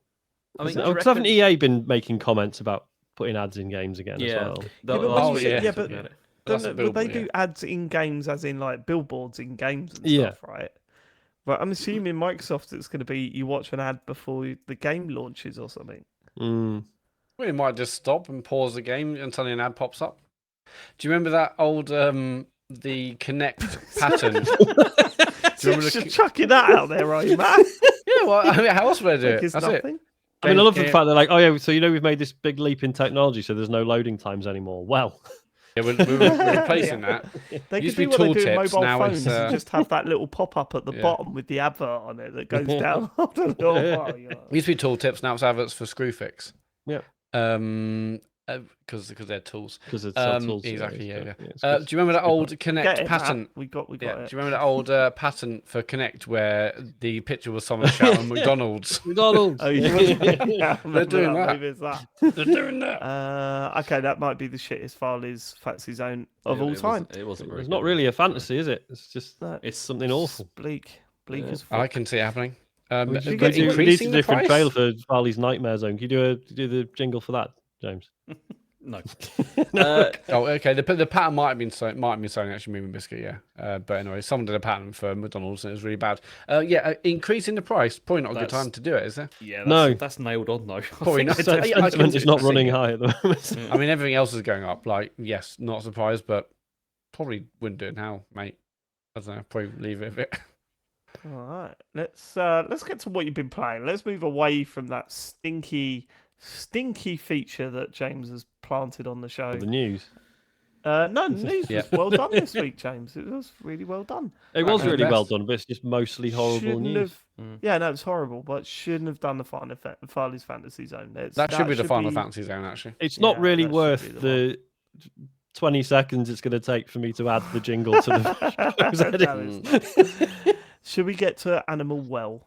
Because that's what we've been playing this week more than anything else. James is fuming, aren't you, about this game? What? No, I'm not. Oh, it's the indie darling. It's the indie darling. You fucking hate the indie darling, don't you? No. It's not isometric. Oh, suddenly. Oh, let me get this right. Suddenly, because you like this one, you like the indie darling. Is this the way it's I going? just like good games, David. I don't know If what the problem it's is one game of the year, that's fine, is it, James? Is Hades not a good game? here. It's Death's Door. fine. Death's Door not very a good good. game. Not a good Just, game. you know, fine. No crafting in Animal Well, yeah. It's, Absolute scum. Animal Well is a.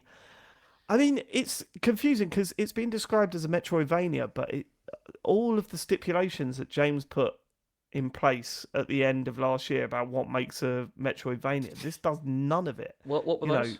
Totally, You're not it's a finding Metroidvania. rockets. You're not the combat, and go back and listen to the arguments where you were going, Illusion Island is definitely not a Metroidvania. You can't go into little pockets and upgrade yourself. And I was like, what is that? Is that a stipulation? Don't No, do that. Harry does that. It fucking kills me. Where he sort of No, looks because you confused say and because you shakes say his head. idiotic things. It's like it's No, why you people say do that idiotic. to you, David. I'm just repeating the idiotic things that you said, James. Yeah, that's Okay. No, It 'cause totally it's- is a Metroidvania. It's just a very non-conventional one. Yes, Yeah. I agree that it's a Metroidvania, and so is Illusion Island. It's a Metroidvania where it sort of, I mean, I guess it doesn't do anything particularly new. It's got very dated-looking graphics, and it's about exploring different areas, and it's mainly either basically you come across the screen. There's not much combat, and you're either working on an environmental puzzle within a single screen, or there's a sort of challenging platforming section. That's about it, right? Or there's like a chain of sort of puzzles between a number of like rooms or whatever. Because that happens as Yeah, well but then sometimes. that's a little bit later. I mean, its original, the way it sets its stall out is that each puzzle is within a certain screen. And really, even when you've got those combined puzzles, right, like sort of the moving platform one with the things on the wheels and stuff, it's still the main part of the puzzle is in that screen, right? And Yeah. you're going, okay, it's very rare that you have to go somewhere else to like activate something in that puzzle. But it is in this game. That stuff is in this game. Let's just start. I mean, has anyone completed it amongst us? Because Yeah, it's not I mean- a long game. Not yet. wasn't it? So I've got No. the 4 flames, and I'm in the the quote last bit. Right. But everyone on Twitter can't help themselves. Like, oh, you've seen credits, have you? So- Oh, right. See, that's the Yeah. thing. I've seen 'cause- credits, yeah. but I know that there's more after this. But Yeah. then I'm not sure Okay. if I'm going to do it yet because I don't feel like it at the moment. Well, see, because Okay. the thing that I'd heard. So this is one of these games. The first time I heard about it, everyone was raving about it on Twitter. Like the usual sort of gaming journalists was The saying, usual "This is the one." suspects. Actually, yeah, no, it's like this is the one. This is what. And in fact, actually, that's not fair to say. Like I know Matthew Castle was raving about it, and Matthew Castle isn't one to sort of just go, "This is great," and "This is great," and "This is great." You know, he like it when he really bats for a game. You sort of sit up and take notice. Red Steel. And that was the first. Sorry. Exactly. Said Red What's that? Steel. Sorry, that's Oh, the yeah, oldest yeah. joke in games media. Sorry, Matthew. But it still works. but like I didn't know what I was going to think about this because I heard it was a Metroidvania, and although I've played a few of those and enjoyed them, there was a reason why I didn't play the game that you were talking about last week, the crazy Ultros. coloured. Yeah, Ultros, right. There was a reason that I didn't play that because it come out off the back of Prince of Persia's and the Lost Crown, because that was a good Metroidvania game, but you know it's long and some of it's frustrating. Animal Well is just so good at what it sets out to do that you can't help but love it. Like there's so much of it where I'm like, I feel that I'm playing the game wrong, which is usually my point where I go, fuck this, I'm not playing it anymore. It's not being clear enough what it's asking, because it's not. It's a game that's based on mystery, and you're trying to work out the world around you. You're trying to work out the puzzles. You're trying to work out the goals that you're working towards. Like nothing's spelt out. Yeah, for no, you. I mean, even like the opening cutscene is like, there's 4 flames, they disappear. You're like, okay, well, I guess that's You're a- the you're a game. blob Is there that's a hatched cut? I out didn't of even a remember there was a flower. cutscene. Yeah, you see literally the 4 flames, they fly off, and okay, well, that's it. You don't know what you're controlling. You don't know what you're supposed to be doing, or where to go. And what I've found as I've played it is that I've gone somewhere and gone, oh, I can't, it's a Metroidvania, isn't it? I can't continue. And then I've fucked off somewhere else. And then I've gone back to where I went and went, oh, actually, I think maybe I can do that. Yeah. And I don't know how true this is, but the way the structure of the game is, it feels like actually you can do each of these areas in any order you want.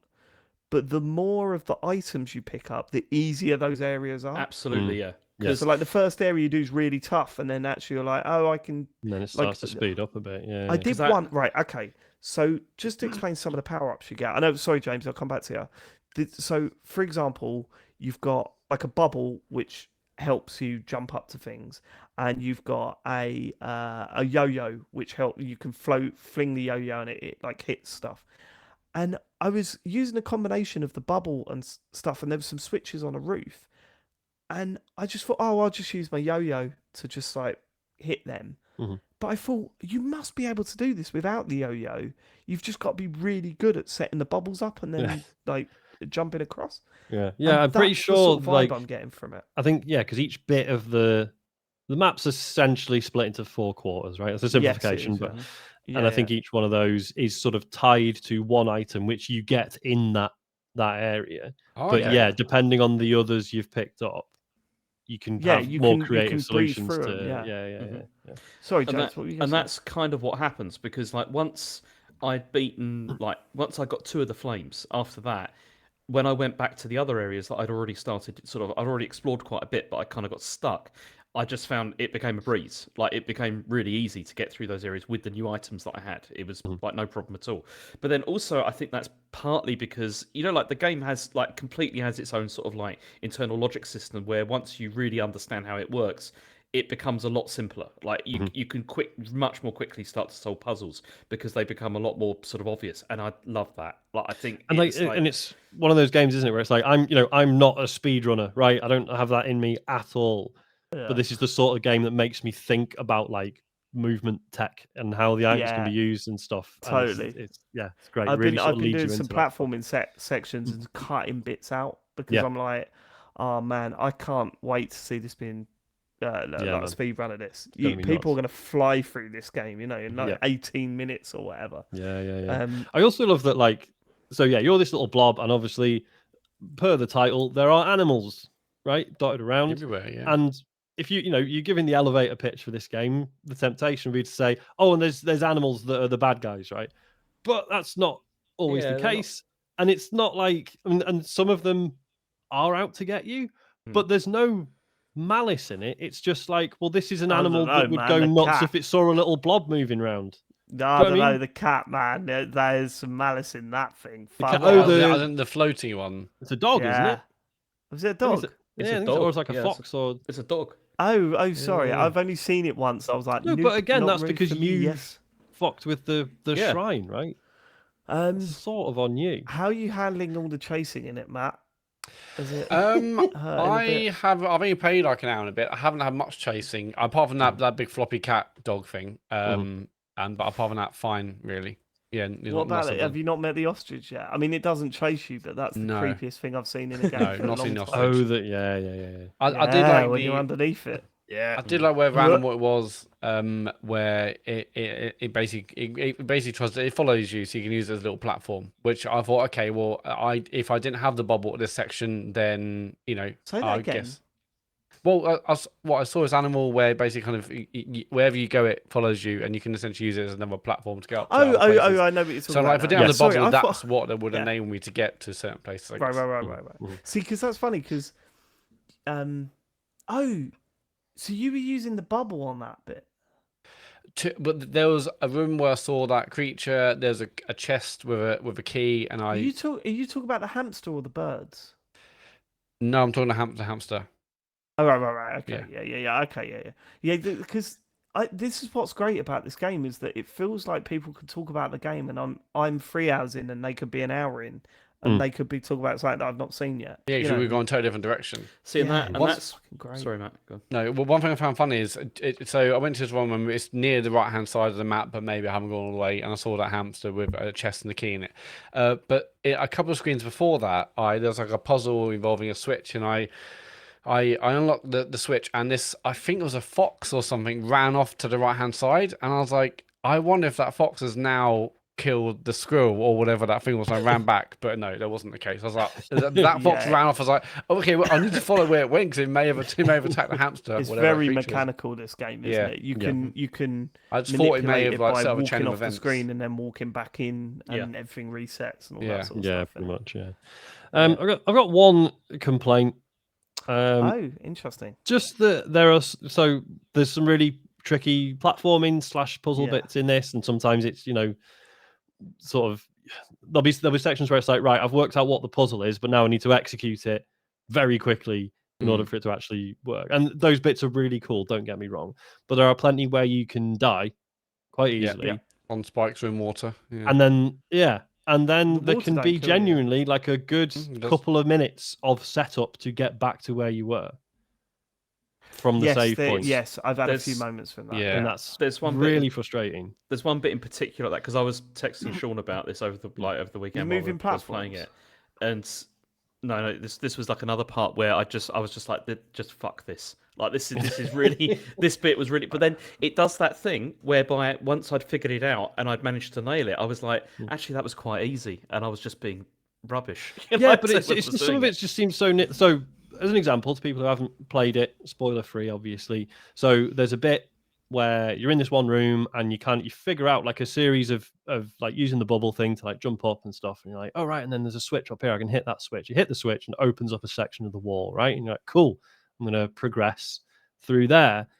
And then you do that, and then you work out some other stuff, and then you hit another switch when you're down in this next section to then progress even further.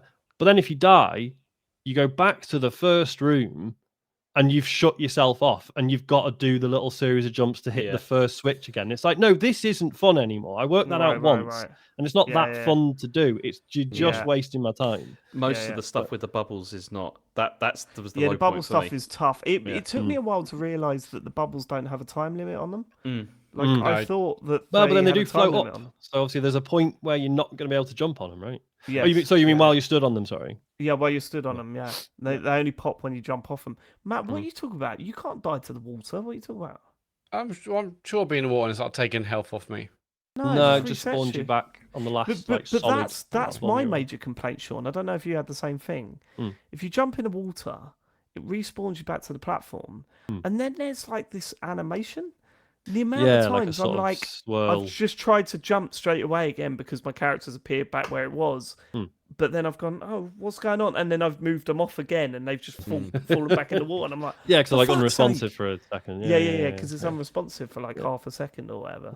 Can we But talk about? overall, minor complaints. Oh yeah, very minor complaints. Yeah, the Sorry, game's James, go on. right. Sorry, the game's fucking excellent. Right, we're all loving it. Honestly, Yeah, I'm loving it, I mean, can we talk about the audio as well? Because it Yeah. sounds it's so incredible. good. Yeah. There's Because parts there's not where a lot. Yeah, it's Right, pretty there's- fast.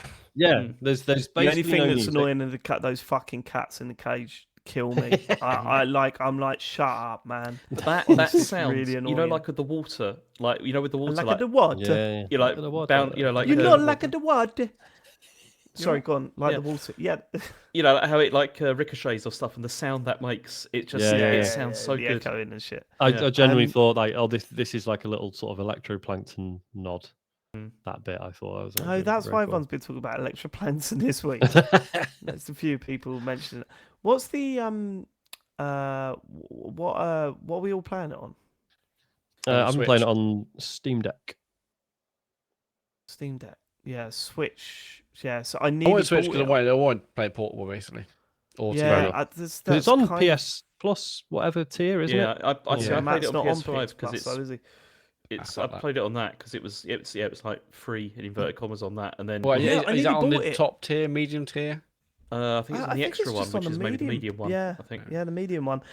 Yeah, I did the same thing. I nearly bought it on Switch because I wanted to play it handheld, and then I was like, do I really want to play it on the Portal, or do I just want Actually, it yeah, like, because I know available wherever I go? the latency on the portal's really good, but actually some of the platforming in this I can It see is that.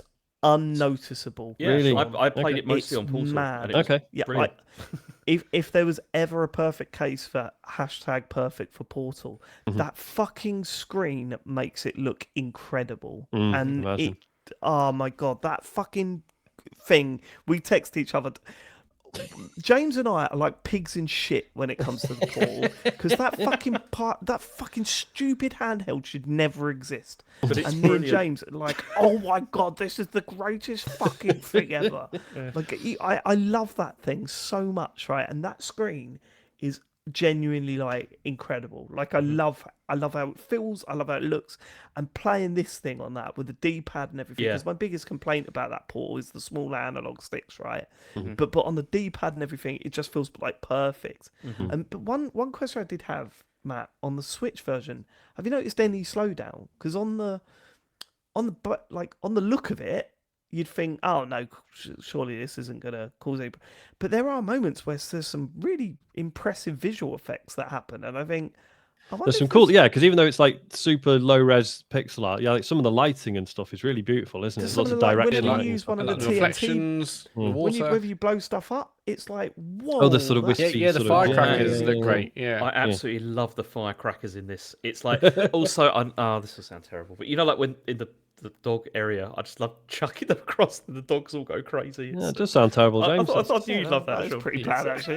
Ooh. Didn't even cross my mind. No slowdown I've noticed, but yeah, I mean, a couple of hours in, maybe that changes. But no, I think it's a really gorgeous looking game. You said earlier like dated graphics. I mean, yeah, it's kind of pixely graphics, but I think what they do with like gradients of colors looks really nice. It's very neon. It looks lovely. I think. I mean, it feels very.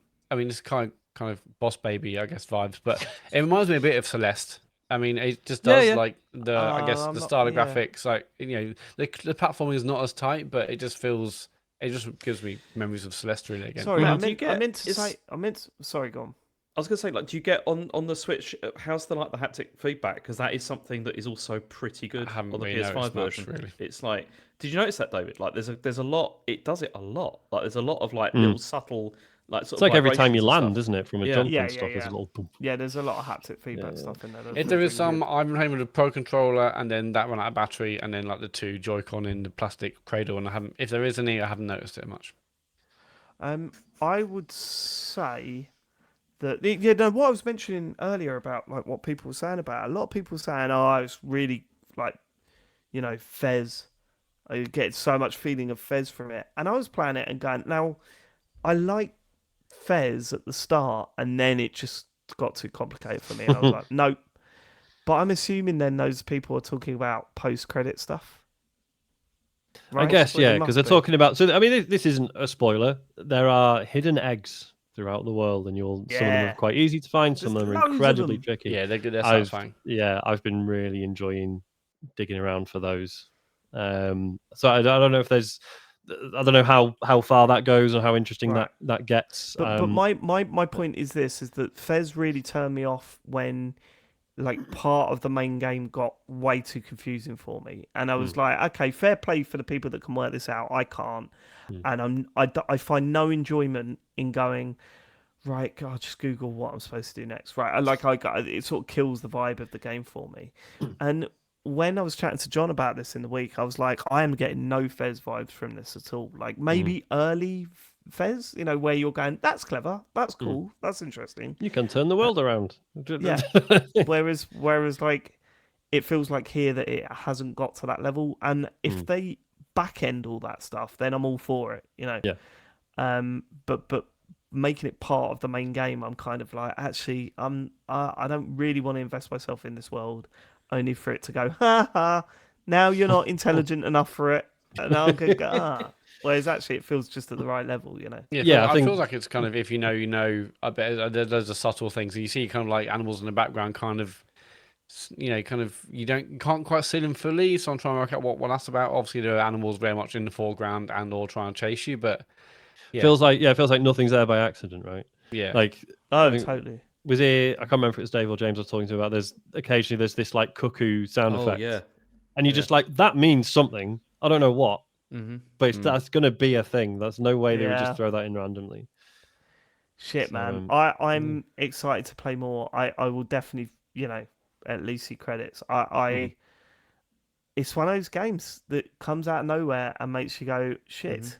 I don't know. We've been flagging this exciting. up for a while. It's been at a few haven't. exposes. Yeah, the thing is that this is the first game from Big Mode. Donkey's Yeah. Donkey's publishing label. I think like obviously a lot of people just laughed at the fact when they said they're going to start a publishing label, and was quite weird, people, that wasn't people it? known just from YouTube. And I think the quote was like, we weren't going to sign bangers, and if this is the Donkeys? first one, then they've done all right for The themselves. fuck We'll see is what a else they're going to donkey? get. Yeah, it's like VG Donkey on YouTube. VG Donkeys? Donkey. There's DUNKEY. a fun when the reveal video for this was basically the dev standing in front of a lake, sort of being intentionally awkward and talking about it, and then you just see Donkey sort of trying to like walk on some stones in the lake behind him and sort of falling in, and it's just like like as an idea for a video that is basically nothing, but I'm laughing, so fair enough. Yeah, I used to. I haven't seen this stuff for a while, but I used to quite enjoy his videos. I mean, But yeah, as you say, he's picked a winner. yeah. I mean, but it was strange when he announced he was doing it, and everyone was like, the YouTuber thinks he can be a publisher, does exactly. And he brings out one of the best games of the year. But it's this stuff's a bit random anyway, isn't it? Yeah, I can't wait to play more of this. Me too, It's I'm really perfect eager to for get back. Paul. It's perfect. I will for say, Paul. if anyone's sort of put off, because from the trailers you might think, is it a bit spooky? Kind of, not really. It's a bit oppressive, but then like mechanically, it's so interesting that It's not scary at all, really. Yeah. It's just it does some weird things. The scariest thing is the ostrich thing, but then the kangaroo's pretty weird. I've not met a kangaroo. I've yet. not met the okay, sorry. I've Spoilers. not met a kangaroo yet. There's a kangaroo. As long But as it's there's not a never like giraffe the penalty ruining for my day. dying is always like, okay, I'm a bit further back. Whatever. Exactly. Right. Animal World then. I mean, I'll have more opinions on that when I've finished it and onto all the weird stuff that happens after it by the sounds of it. Sean, another Hello. game that come out. Well, right. We're going to talk about Hades 2. Sean's going to talk about Hades 2. I saw everyone talking about it and I thought, I don't want to go anywhere near that game till it's finished. So I thought the this same is thing, Dave. Early access, is it? Early access. Yeah. Well, it was interesting. Did you see the news about the Rogue Prince of Persia? Yes. No. So basically, that was due out. Was it this week? And Oh, they that's just right. put out a statement. They're just like, man, everyone's playing Hades 2. We're just going to give it a few weeks. Oh, wow. Okay. It's fair enough, right? Because the game's makes sense. occupied sort of similar territory, and So yeah, Hades 2 is out in early access on Steam. I think it's just on Steam, right? They haven't done just Steam so far. Yeah. Okay. It's so this time you're playing as Melinue, who is another daughter of Hades, but it's set like a few decades on, I think, from Hades 1, which obviously sounds like a lot to us, but from the point of view of an immortal god, it's fuck last all. week. Yeah. So, but basically, Hades has been taken over by Kronos, who's is he one of the Titans? I think he's a Titan. And yeah, so basically, Melinue was sort of born and then was like whisked out of Hades as it was being invaded, and she's now been raised to one day go back to Hades and batter Kronos. And initially, it's all very familiar. Nice. So you're breaking in. You're going. It's Yeah. the opposite. Yeah, you're breaking Love back in. that. Yeah, oh yeah, God, yeah. I love that. And it's like in one sense, it's very familiar, right? It's the same sort of thing. The art style's still beautiful, like music's still cool. What I will say is, obviously, yes, this is early access. I'm gonna do what I did with Hades 1. I'm gonna put about 2 to 3 hours into it, and then be like, "Yep, cool. See you in a year when the full version's out." Right? But yeah, it's fucking great. Obviously, there's one thing I was a little bit thrown off by initially is there's more like resources now, right? So there's extra things to be aware of. You've got a little garden and you're planting stuff, and that's generating resources for things. There's like these sort of tarot cards that you unlock. They give you extra abilities, but so there's like a resource for unlocking those, but then there's also a resource for unlocking the ability to equip more of those. So you know how in Hades 1 you'd be playing through it, and then at the end of every area you get a choice of 2 doorways, and one will be like one of the god power-ups, and then another one will be like the nectar or whatever, right? It'd be like a resource. Yeah. It now feels like there's way more resources and you're not getting powers as often. That might not be the case. I'd have to check, but it feels like because there are more resources in that sort of pool of things that might be in the next room. Do you know what I mean?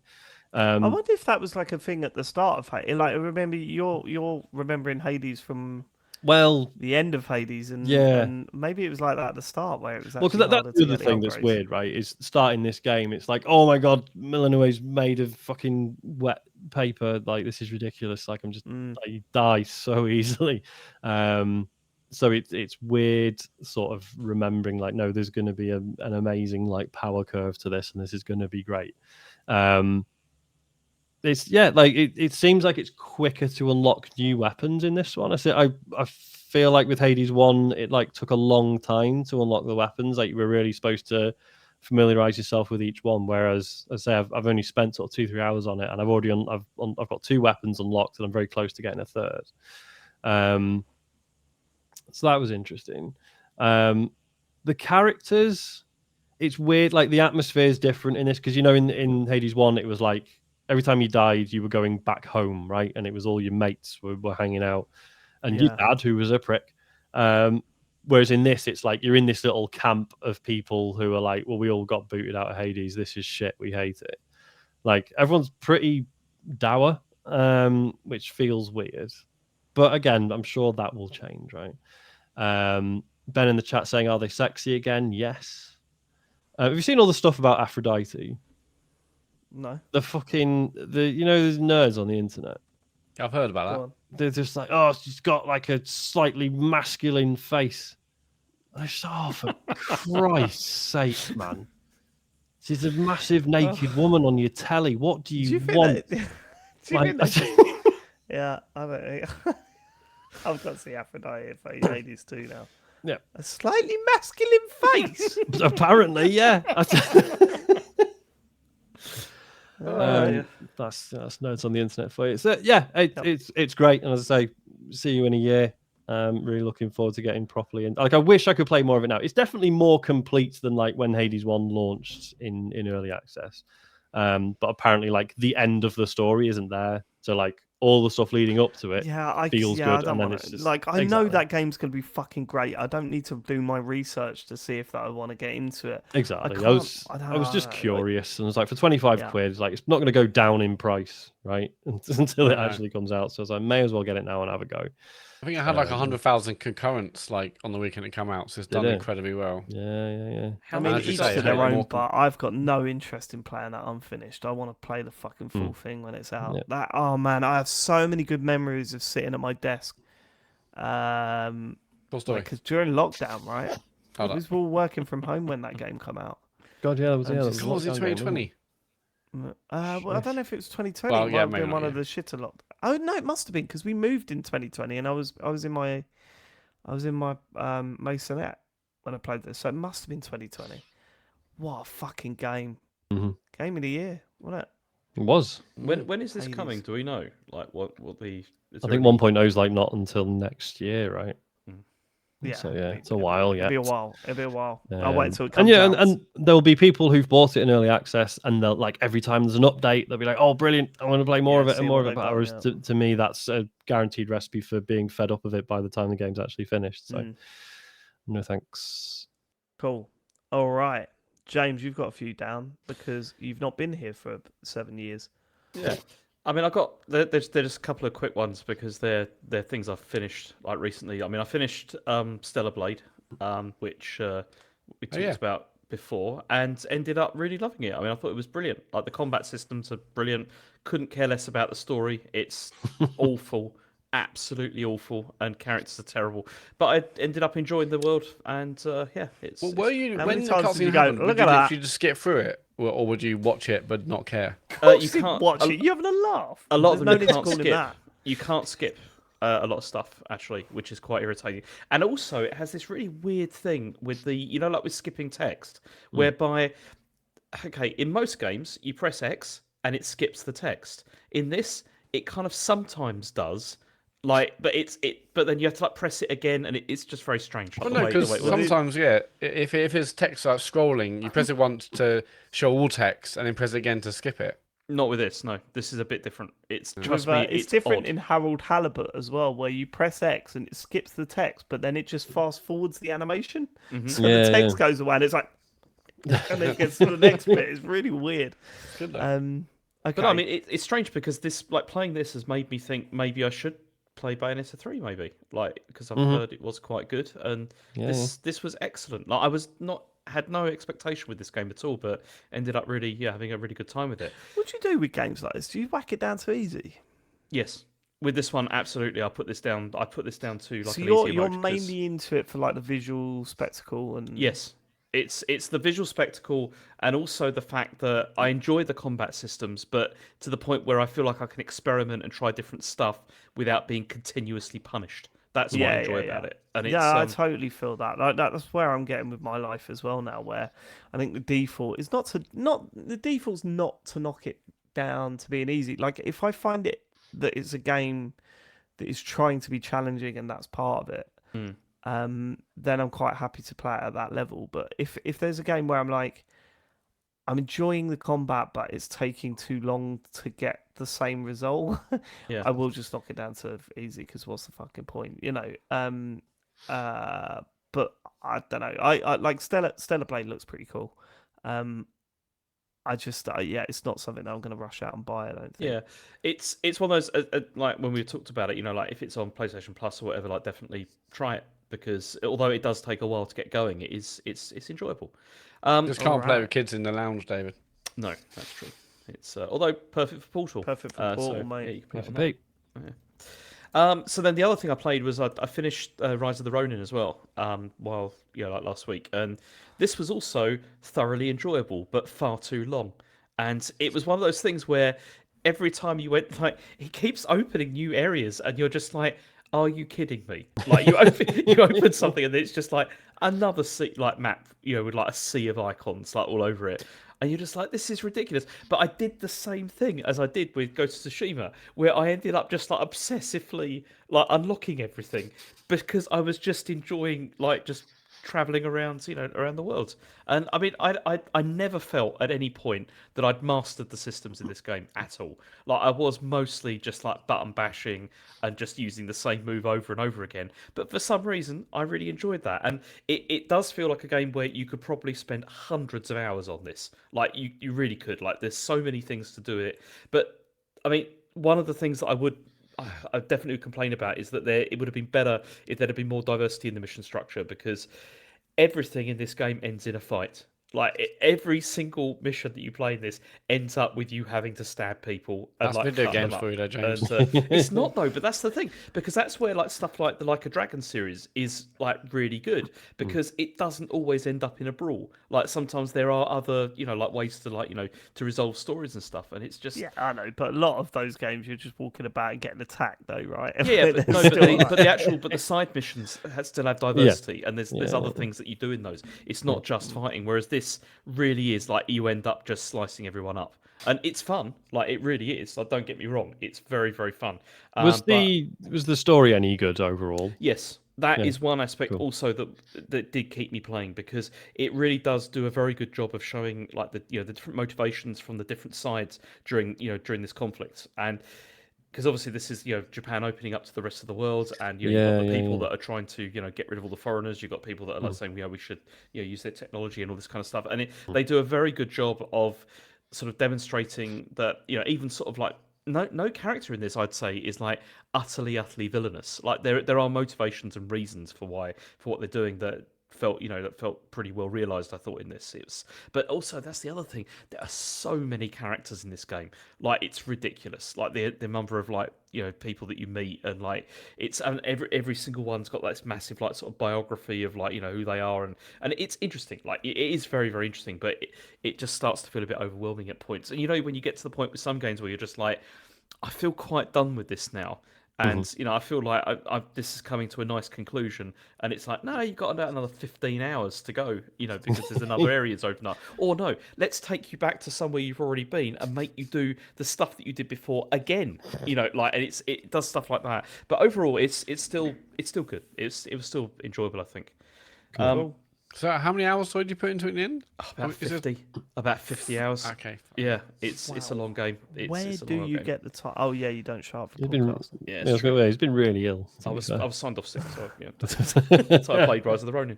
She was sleeping, James. They'll play Got video healing games, but properties. Yeah. You tell the doctor and the police. You broke your sick right. nose. The only other thing I played was I played over the weekend Not for Broadcast again, which is something that I streamed a while ago. Like it's on PSVR 2. I played it, and I wanted to go back to this because I enjoyed the premise a lot. It's the game It's whereby the premise, isn't it? That's what sells this game. Yeah. like it's the premise. Sounds amazing. of like this idea of like you're watching these like TV broadcasts, and you have to like decide whether you're going to censor them or not, and this like impacts the world and like how things develop. And I went back, and it's another game where I felt this is probably a bit too long, because it's about 8 or 9 hours long. Probably could have been half that, I think, really, and it would have been probably a more satisfying game, because there's a lot of filler in this. Like there's a lot of sort of like filler video, which I know they're trying to like build the world or whatever, but some of them, like there's a lot of like sort of comedy sections that you're supposed to like, like amateur dramatic bits that are like not very good, like I would say, like to the point where I know that they're like doing it as a joke, but it also, like when you like if you do like amateur dramatics, and it's like, yeah, this is supposed to be rubbish, and it's like, I know it's supposed to be rubbish, and that's the joke, but it is also rubbish and not very interesting to and watch. that's been done so many times. Yeah. And so there's a fair bit of that, but one of the things that I really liked about this, because I've it's got like 26 endings or something. I was happy with the one that I got. Yeah, because I just like I don't think I'm ever going to play through all of these. You didn't want to because replay it's it ridiculous. 25 other times to Probably not, no. But it does a very good job, or at least the playthrough I had, of like it avoids like this sort of dichotomy between like free and not free societies. Like it does sort of look at different, that from different angles and different perspectives, and rather than it being sort of like you are fighting for freedom, we need to overthrow the oppressors. It's like you can see different aspects of those arguments, and I really think it was great. I'd love that. It's an interesting look at censorship, or at least the concept of censorship and freedom. I just think you could do something with this, with much more sort of like with more sort of real world sheen without the comedy aspects, and it could be really quite interesting, like sort of sociologically. But I don't know, I don't think that's probably going to happen. But it's great. It's very good. I'd give it a look if you have PSVR or Quest, because I'm sure it's on that as well. Isn't it just? It's available in a non-VR form as well, isn't it? Yes, Yeah. Although I don't know, Keep seeing I mean, that. that'd Wasn't probably it be that fine. when they it was initially being developed as a VR game, and then they were like, "Oh no, it's not working." So then they made it a flat screen game, but then it did well enough that like, okay, we can afford to develop the VR. But there's some weird sort of roller coaster to it like that, I think. But I mean, it's nice to play in VR as well because it's like you just sit there and you're sitting at a desk. You and could then just sit there with a normal flat screen game as well, though, can't you? It's true, but you feel Well, more let's not immersed. slag off David. VR. I think VR is a great medium for games, and I think actually more people should play it. Be dead in a couple of years. No, I future. don't think it will be actually. the future. Do you know what I need to play? I've got that Astra, Matt. Astro You know- Bot, finally. No, the Astronaut. Astra, the mixed reality one for Quest. Where it's about Oh yeah, space like the and that. experience. Yeah, more than the yeah. game, It sounds really cool. Keep meaning to actually play the fucking thing, but Yeah. Also, you can now watch up to 8K 360 videos on YouTube. yes, I've been doing There's- that. NASA did one the other day about what it's like to go into a black hole. So that looks like it might be worth having. I just did one where it was just like a very expensive camera walking through New Orleans, and it was very cool. But You yeah. could do that on the Wii U. Do you remember that?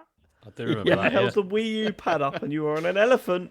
Yeah. You're looking It's around. like you're really that. And do you remember, wasn't it And- someone from Nintendo was like, oh, it's like it's a really useful thing for like people who can't necessarily afford to go to other countries. And it's like, Yeah, but- I mean, yeah, but It was also just really don't- awful because everyone you looked at through this controller, they were looking right at you, going like Well, sort that's of the way- nodding yeah, and I smiling. mean- You're going, oh, leave me alone. yeah. Well, imagine that in VR, Dave.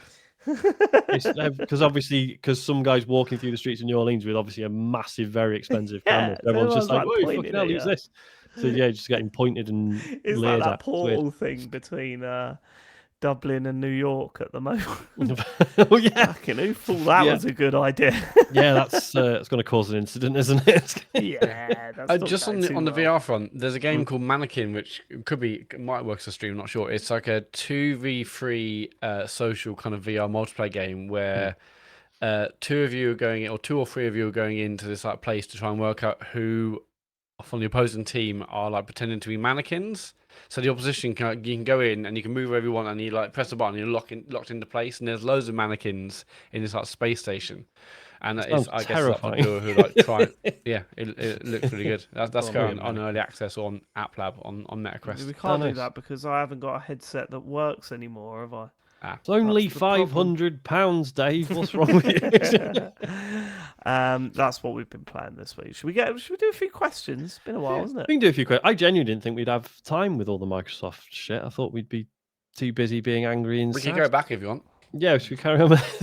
Probably something we didn't say. About If Phil. you would like to contact us, go to tcgs.co/dear TCGS. Phil Wall says, question, do you think Sony will mention the PlayStation Portal at their June showcase? No. Thanks for everything No, you do for us. absolutely not. There's nothing to say, is there? It's No, out. there will be an image. They won't mention it, but there will be an image where it shows the PS5, the earbuds, the PS Portal. Yeah, They'll PSVR show 2 the maybe. PSVR 2 on it. Look at the, Yeah.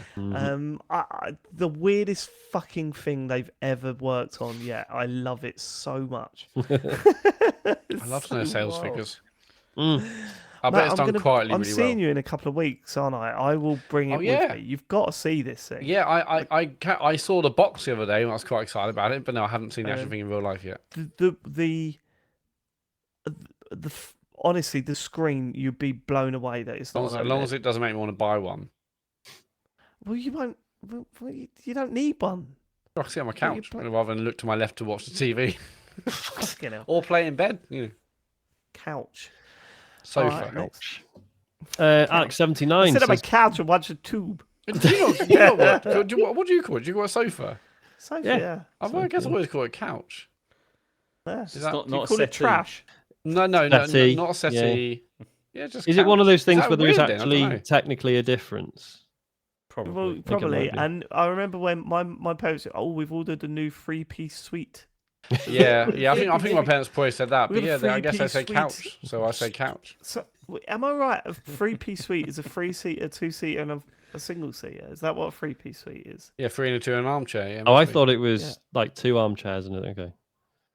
David, It's can I- like it's just 3 armchairs. God. Just bought 3 David, chairs. what was that thing that your dad did with the dancing that you like? Because you talked about it last week, and I've forgotten what it was, and it really made Oh, me laugh. The Hey, saying. baby, look do the emotion with me. locomotion with me, yeah? That's the one. Yeah, it's gonna look much with me. Hey, baby, do the locomotion with me, yeah? Fuck. Just the idea of being like haunted by that for years. We sat all the time, every Christmas. At some point, someone would go, "Hey, baby, do the locomotion with me, yeah?" Weird thing to say to someone. Yep. Alex79 says, Dear TCGS Coalition, in this week's show, Dave said that James is allergic to milk. I was wondering how someone with an allergy to milk manages such a chronic cheese addiction. Thanks for Good the question. shows, Alex. It is a problem. I mean, it's very mild. It's just I get like spots and stuff, you know, but it's not that bad. They didn't believe me when I said it. You'd forgotten about it, I assume, Sean. Well, why would he drink 2 litres of milk? Because If it he's tastes allergic really good, Sean. That's why. That's what Chen said. Why is he doing that? Didn't you win it as well, James? Yeah, he did. He did win it. Well. Annoying, really. Like, I still want a was in- rematch. I was in Sean pain realised how after stupid it was about halfway through and then just didn't put the effort in. Matt tried to cheat by cutting his microphone. No, off I didn't with put his any effort in from the camera. start. I think I sort of thought it'd be like a Internet went funny down. sort of. I thought it'd be like a tortoise in the hare situation. Where I'm like, I'm just going to take my time, and it'd probably be funny. The other two will be being sick, and I'm just being really casual. Look, and then I'm I not just taking lost, the piss, so. but you are saying it the right way. But I have not heard someone say tortoise for a Tortoise. long time. Tortoise. Tortoise. Tortoise. Tortoise. Tortoise. Maria Mendieta says, Oh, Dear yeah. TCGS, cool spot. In games, the turbo button can eliminate the annoying need to keep hammering the same button to make characters run or pick up a heap of items. What function would you give the turbo button if you could use it in your daily lives? Keep up Wank. the terrific work. Would you though? Next question. There's no joy in it for you, is there? It's just a perfunctory get it done. Get out the Very- house. Yeah, Just- No, Sean likes you're right. Sean likes to put some candles on. Take Yeah, a bit of oils, Bit of some nice nuance, music. mate. Yeah, Nice vary music. the speed. exactly. No. Oh, okay. no, not that actually. I think that would ruin it. That would ruin take the Mine would be running, romance out right? of the situation. Exactly. It'd be running like Love yourself. like on Grand Theft Auto, where you just. Do you know what I mean? You run really fast everywhere. It'd be great. I do wish that You get I could knackered though. turbo Yeah, like well, getting knackered dry anyway. after a shower. Beg your pardon. Yeah. Getting Because dry I after a hate shower. that. Yeah, It's it's about very 5 minutes. tedious. I isn't it? love it, man. Are you kidding me? What? It's the You love worst drying thing. off after a shower? I hate it. I You hate it. I I mean, really actually, would both of like- these are extreme. Like one loves Yeah. it, one hates it. That I is just weird. like dry myself and move on. I love the idea of having like a shower cubicle where it's like you have a shower and then it's also got like a massive hairdryer as well. I So bet you love haven't those got a things bother, in. you know. You've been to those things in centre parks where it's basically that. You walk in, you pay £2. I'd love to turbo that shit. What's that? 5 minutes You a do day. what? You stand what? Stand Can on we one of call those this air things? episode Turbo That Shit? I also love those little things they have in centre parks where you put your trunks in them and then you press it down. Yeah, and yeah, it's no, there's nothing better than just being like slightly damp out of the shower and running your hand through your hair. Oh, it's Oh, horrible. shut up. That's disgusting. Yeah, rub it in. Oh, How would you know? No, lovely air, like conditioned. that's It's not- lovely, No. lovely, mate. But Lovely. yeah, I don't know what's wrong with drying yourself after a shower. It's like it's unless just it's irritating. freezing. It's just It's fine. irritating. You know. Oh, making well, this doesn't count really because how do you do this with a single like turbo button? But Well, let's just say, David, this if the isn't question actually gonna is, happen, what so can don't you worry speed about it. something up? Yeah, what can you speed up? It'd be making the kids breakfast. I fucking does my nutting. Oh, I want toast. I want toast, and you know, like I can't just do 4 loads of toast and then butter them after once they've all popped. Yeah. Because the ones you get to at the end, it's not going to melt, and Yeah. it's not going to be as good. Yeah. So I like it's that. like I have to one at a time, and the kids and fucking does my nutting. Anyway, It gets that's good what when I'd they get put on older. speed It's just up. like go and do it yourself. And I they do that to Harry, great. but yeah, then I feel bad because I'm doing Charlie's breakfast. Mm. Like, I don't feel like I can go. I'll do yours, Charlie, but fuck You don't get Harry Harry to make Charlie's breakfast. Is that a bad idea? What have I done with my fucking life? Yeah. What's That is happening there? such a good idea. Fuck. I only know because I've got a friend who's got 2 kids about the Okay. same age, and he's like, "Oh yeah, no, mornings are great because Sam just makes the other kids breakfast now," and I'm like, "Oh man, sounds amazing." Yeah, I should be doing that. Yeah. Shit. Okay. My answer generally would be so on Sundays generally that's when I shave my head and then trim my beard, and it's fine. I don't mind that, but it's like you got to do all the cleanup. You got to clean up the Yeah, floor, the hair. And it's Yeah. like it would be nice just to press a button. That's all done. That'd be much nicer. Brush your teeth. Can it be like? Comb your hair. Have an apple. Can I have a or turbo button pear. just doing my fucking job? Yep, you can have that. if you So, want. but yeah, but your job will be done fast. But I guess it'd be done as you would do it normally now, but just faster. So actually, why not? And not for every bit of my job. Just when there's a long, tedious process to get through. I love the fact that Matt turned around to you and went, I'm going to come up with a reason why that shit's strong. No, I was thinking it's like if you do anything fast, you're gonna fuck up. But it's actually you're doing the same job the same way, just it is sped up. Yeah, like Yeah, if I like dry myself really fast after having a shower, We're back on the drying again. We're back on the the- drying yeah. Burn again. yourself. Yeah. It's You are time gonna to give yourself a move burn, on. James. Yeah. We're back That's on the true. drying. Let's move on. Don't Thank dry you. anything too quick because it might. Just gonna, like, I sand really your don't want to genitals off. have the image of James Farley drying himself with a. Are you one of the ones that puts like a bit either side between your legs and then he does the whole move back and How forth? else? How else are you does gonna that, try? It's going. Like I mean, David, it's going all over the place. Let's be honest. Yeah, that's how he dries his smelly bridge. Let's move on. Alright. Just telling you. You glad you sent that in, Maria? No, this was a really interesting one. So there's a question, and then there's a follow-up message to go with it. So the question comes from Real Sad Boy. It says, had a great time recently ranking our favourite Nintendo consoles based on personal enjoyment in anticipation of the Switch successor announcement. How would you guys rank them? Holy Then- shit. Then, 10 minutes later, we had another one from Nick G, who says, hey lads, you'll be receiving a question regarding favourite Nintendo consoles at some point this week. Please know that there is a hidden motive to prove that the Game Boy is not a console. Recently, I had a discussion with some mates, just a standard list your favourite Nintendo console chat. In my list, I included the Game Boy. The very first response was, the Game Boy is not a console, which blew my mind. Then followed a good hour of back and forth, which veered between a semantics argument and outright bullshit. Essentially, my mates claim that the Game Boy is not a console, it is a handheld. I maintain that it is by definition a console, handheld or not. They've sent the question to you guys to see if you mention the Game Boy in a list of consoles. That's it. 41, right. 2 kids, stressful job, and this is what I'm doing with my time. Thoughts on the console thing, not the use of my time, though feel free to chip in there too. I mean, real sad boy, if you want to ask us a question, just ask it. You don't I have mean, to Nick trick G, us. Yeah, Nick G is absolutely bang on there Yeah. to call you out. Sad boy, just ask the question. Do you think the Game Boy is a console? Right. So, I don't know who I want to know first because I've got a clear answer in my head. You've got to answer yes or no after I say your name. Right. The question is: the Game Boy a console? Matt. Yes. Excuse me. Matt was on mute. Fucking muted. James. Yes. Sean. Yes. Yes, of course it is. Of course it is. It's a games handheld console. Yeah, she's a handheld console. Yeah. It's like a plugged-in one, but for your hands. How It's could kind you, of- what's the argument for it not be real sad boy? Can you send in another I message can next only week? assume they're arguing that a handheld is not a console. But then what's the Switch? a hybrid. Yeah, it's a console when it's in the Yeah. I don't know, man. Yeah, they you- just say it was a handheld. It's not a console. A console plugs love in fucking arguments to like the this, wall though. and to the TV, and a handheld isn't that. Okay, well, there's That's the what I think. official. No, that's what these people must Put think. the world to rights every week. Here over on the video. It reminds me of when we had that argument whether that bit in Stray was stealth or not. It's one of those stupid fucking arguments that That gets out of 100% hand. was.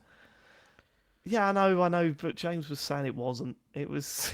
I said no. I didn't say it wasn't. I said it was optional stealth. It's not what you said on the stream at the time, though, was it, James? At the stream at the time, you went, Stealth. "It's not stealth. It's not stealth." It's optional stealth. Right, you've changed. Well, no, but what it you was said, geared though, as a stealth James. section. Yeah. He realizes that he's wrong now, and he Yeah, just tries that's to why he's going lie silent. about what he actually said. That's Optional what's great stealth. about. He's Okay, going sure. silent because of this, and also planning when he's like next off the show.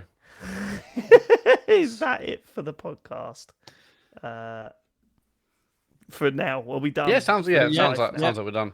So I just Right. looked up the dictionary definition of console. Was that just if there was like a definition prior to games console that might Okay. imply, and Yeah, it yeah. doesn't make any difference. A panel or unit accommodating a set of controls for electronic or mechanical equipment. Game Boy's a console. Wow, Yeah. so is my. I was going to say VCR. It's not the 90s, but Your VCR that you have now. yeah, exactly. I guess what, like the Virgin box is a console then, Yeah. by that definition. Yeah. So now we've got to add that to the list. Yeah. Yeah. Just Well, gotta put why that didn't I down, ask write that? down. Why didn't Real I Sad Boy feel say, for- "Is my Virgin box a console"? Oh, to I be fair, they do- were only talking about Nintendo consoles. So that limits it. Fine. Okay. I do feel for Real Sad Boy, because when you get into a row with someone about something, you're adamant that you're right, and then you go away and you realize, and you slowly get that realization that you were just wrong all along. Fucking hate being in that position. Where you're just like, oh, and I really put my foot down and all. Yeah. Oh no. I quoted Sad people Boy. and everything. Now I think I Congratulations, might have made them Big up. G. You can point and laugh at Real Sad Boy now. Yeah. Hope we've helped. Real Sad Socials, Boy is Matt. going to be real sad. Yeah, he's going to be real sad boy next week Yeah. when he messages in. Really sad boy. Proper sad boy. That's the really, really so- wild show. Just has to keep adding a Really really stuff. every so often. Yeah. Matt, socials. Yes, no Sean stream on Thursday. Sorry, I'm doing Kane and Rince, lads. I'm going to be famous. Absolute scum. Their listenership has gone down, baby. Yeah, so Sean's doing a podcast for 7 listeners on Thursday, and then on Friday, James, you're streaming. And on Friday, James is on fucking Backpage Pod. Yeah, I might stream. I'm not sure yet. I haven't decided. sweet. Okay, cool. Well, if you Good want, section, this is. yeah. Why do I fucking bother? Go to twitch.tv/TCGSco or search TCGS on the Twitch app to see when we are streaming, if we are streaming at all. If you missed the streams live, you can go to our YouTube channel or search TCGS on YouTube and watch the VODs of the streams. Recently, actually no, there's been nothing recent, but there's old streams on there. Just have a look. If you've got an Amazon account and a Twitch account, connect your two accounts, and you get 1 free sub every single month. Why don't you go over to our channel on Twitch when we're not streaming, because we can't be fucked, and give us your free sub every month. We really, really appreciate it. Those that do. The Patreon is patreon.com/TCGS, where you can get exclusive podcasts. The bonus show will be out in the next month, obviously, as will. Hang on. To you, Timu. No. To me. No. For To fuck's me. sake. Me, Tamu. Tamu. To me, Timu. To me, It's Timu. confusing because You there's no come you up in with it. the idea. Yeah, exactly. Like, it's really good. I know, but I came up with a pun when I thought it is Timu to you, and it kind of, which felt and sounded nicer. To me, Tamu is fine. We But just gotta get Timu, used to that's saying not how you say. It's Timu, isn't it? Timu. Right. Where it's- To wherever me, it is, Timu. Timu To to- me, eh, Timu. Say it like that, and it still works. It's great. To me, Timu. Anyway, we're James, doing that. mate, honestly, you've not been here for fucking ages. Just put up with it for 5 seconds longer, will ya? Yeah, sorry we're disrupting your holiday, James. This is a podcast we do every Monday. Anyway, we're doing that later in the month. I'm really excited and scared about that, but that'll be good fun. And the website's tcgs.co for links to our amazing Discord community, socials, podcasts, store for James Fire t-shirts and other stuff, and everything else we got on offer. Thank you so much for living it. We'll catch you next week. Hopefully, James will be here two nights running. Holy shit! Mad, You know, isn't it's like when. Holy fuck. Oh, it's like when. Are you back holy next week, fuck. James? Yeah, I'll be here next week. As far as he Well, knows. never guaranteed, is it? It wasn't made committal. June is Yeah. looking a bit dicey, but we'll. Oh, we'll- for What do you fuck. mean? It's June in 2 weeks, James. What do you mean? What does that mean? Are you being serious? partially, but it's all right. It's all right. No, I'm not it's convinced. What's going on in June? I can't. I'm not talking about it on the podcast. But yeah. Why? Because we'll Oh take my the God. piss out of you. No, No, I think no, we you know, can- David. Summer What? Game Fest is happening. James has been lined up as a host. Wait, James. Is it 1 or 2 weeks you'll be missing in June? I won't be Tell me missing. that. Well, I shouldn't be. I don't know. Are you going to Okay. miss all the Summer Game Fest stuff? No, I'm I not. won't be missing. I shouldn't be. I don't know. Can we talk about this not here, please? We can do it here if you want, actually. I insist that we should all hear this. You explain to them listeners now, James, why you won't be here. We will catch you next week for some more video game chit chat. Thanks for living it. We love you. Goodbye. Bye bye.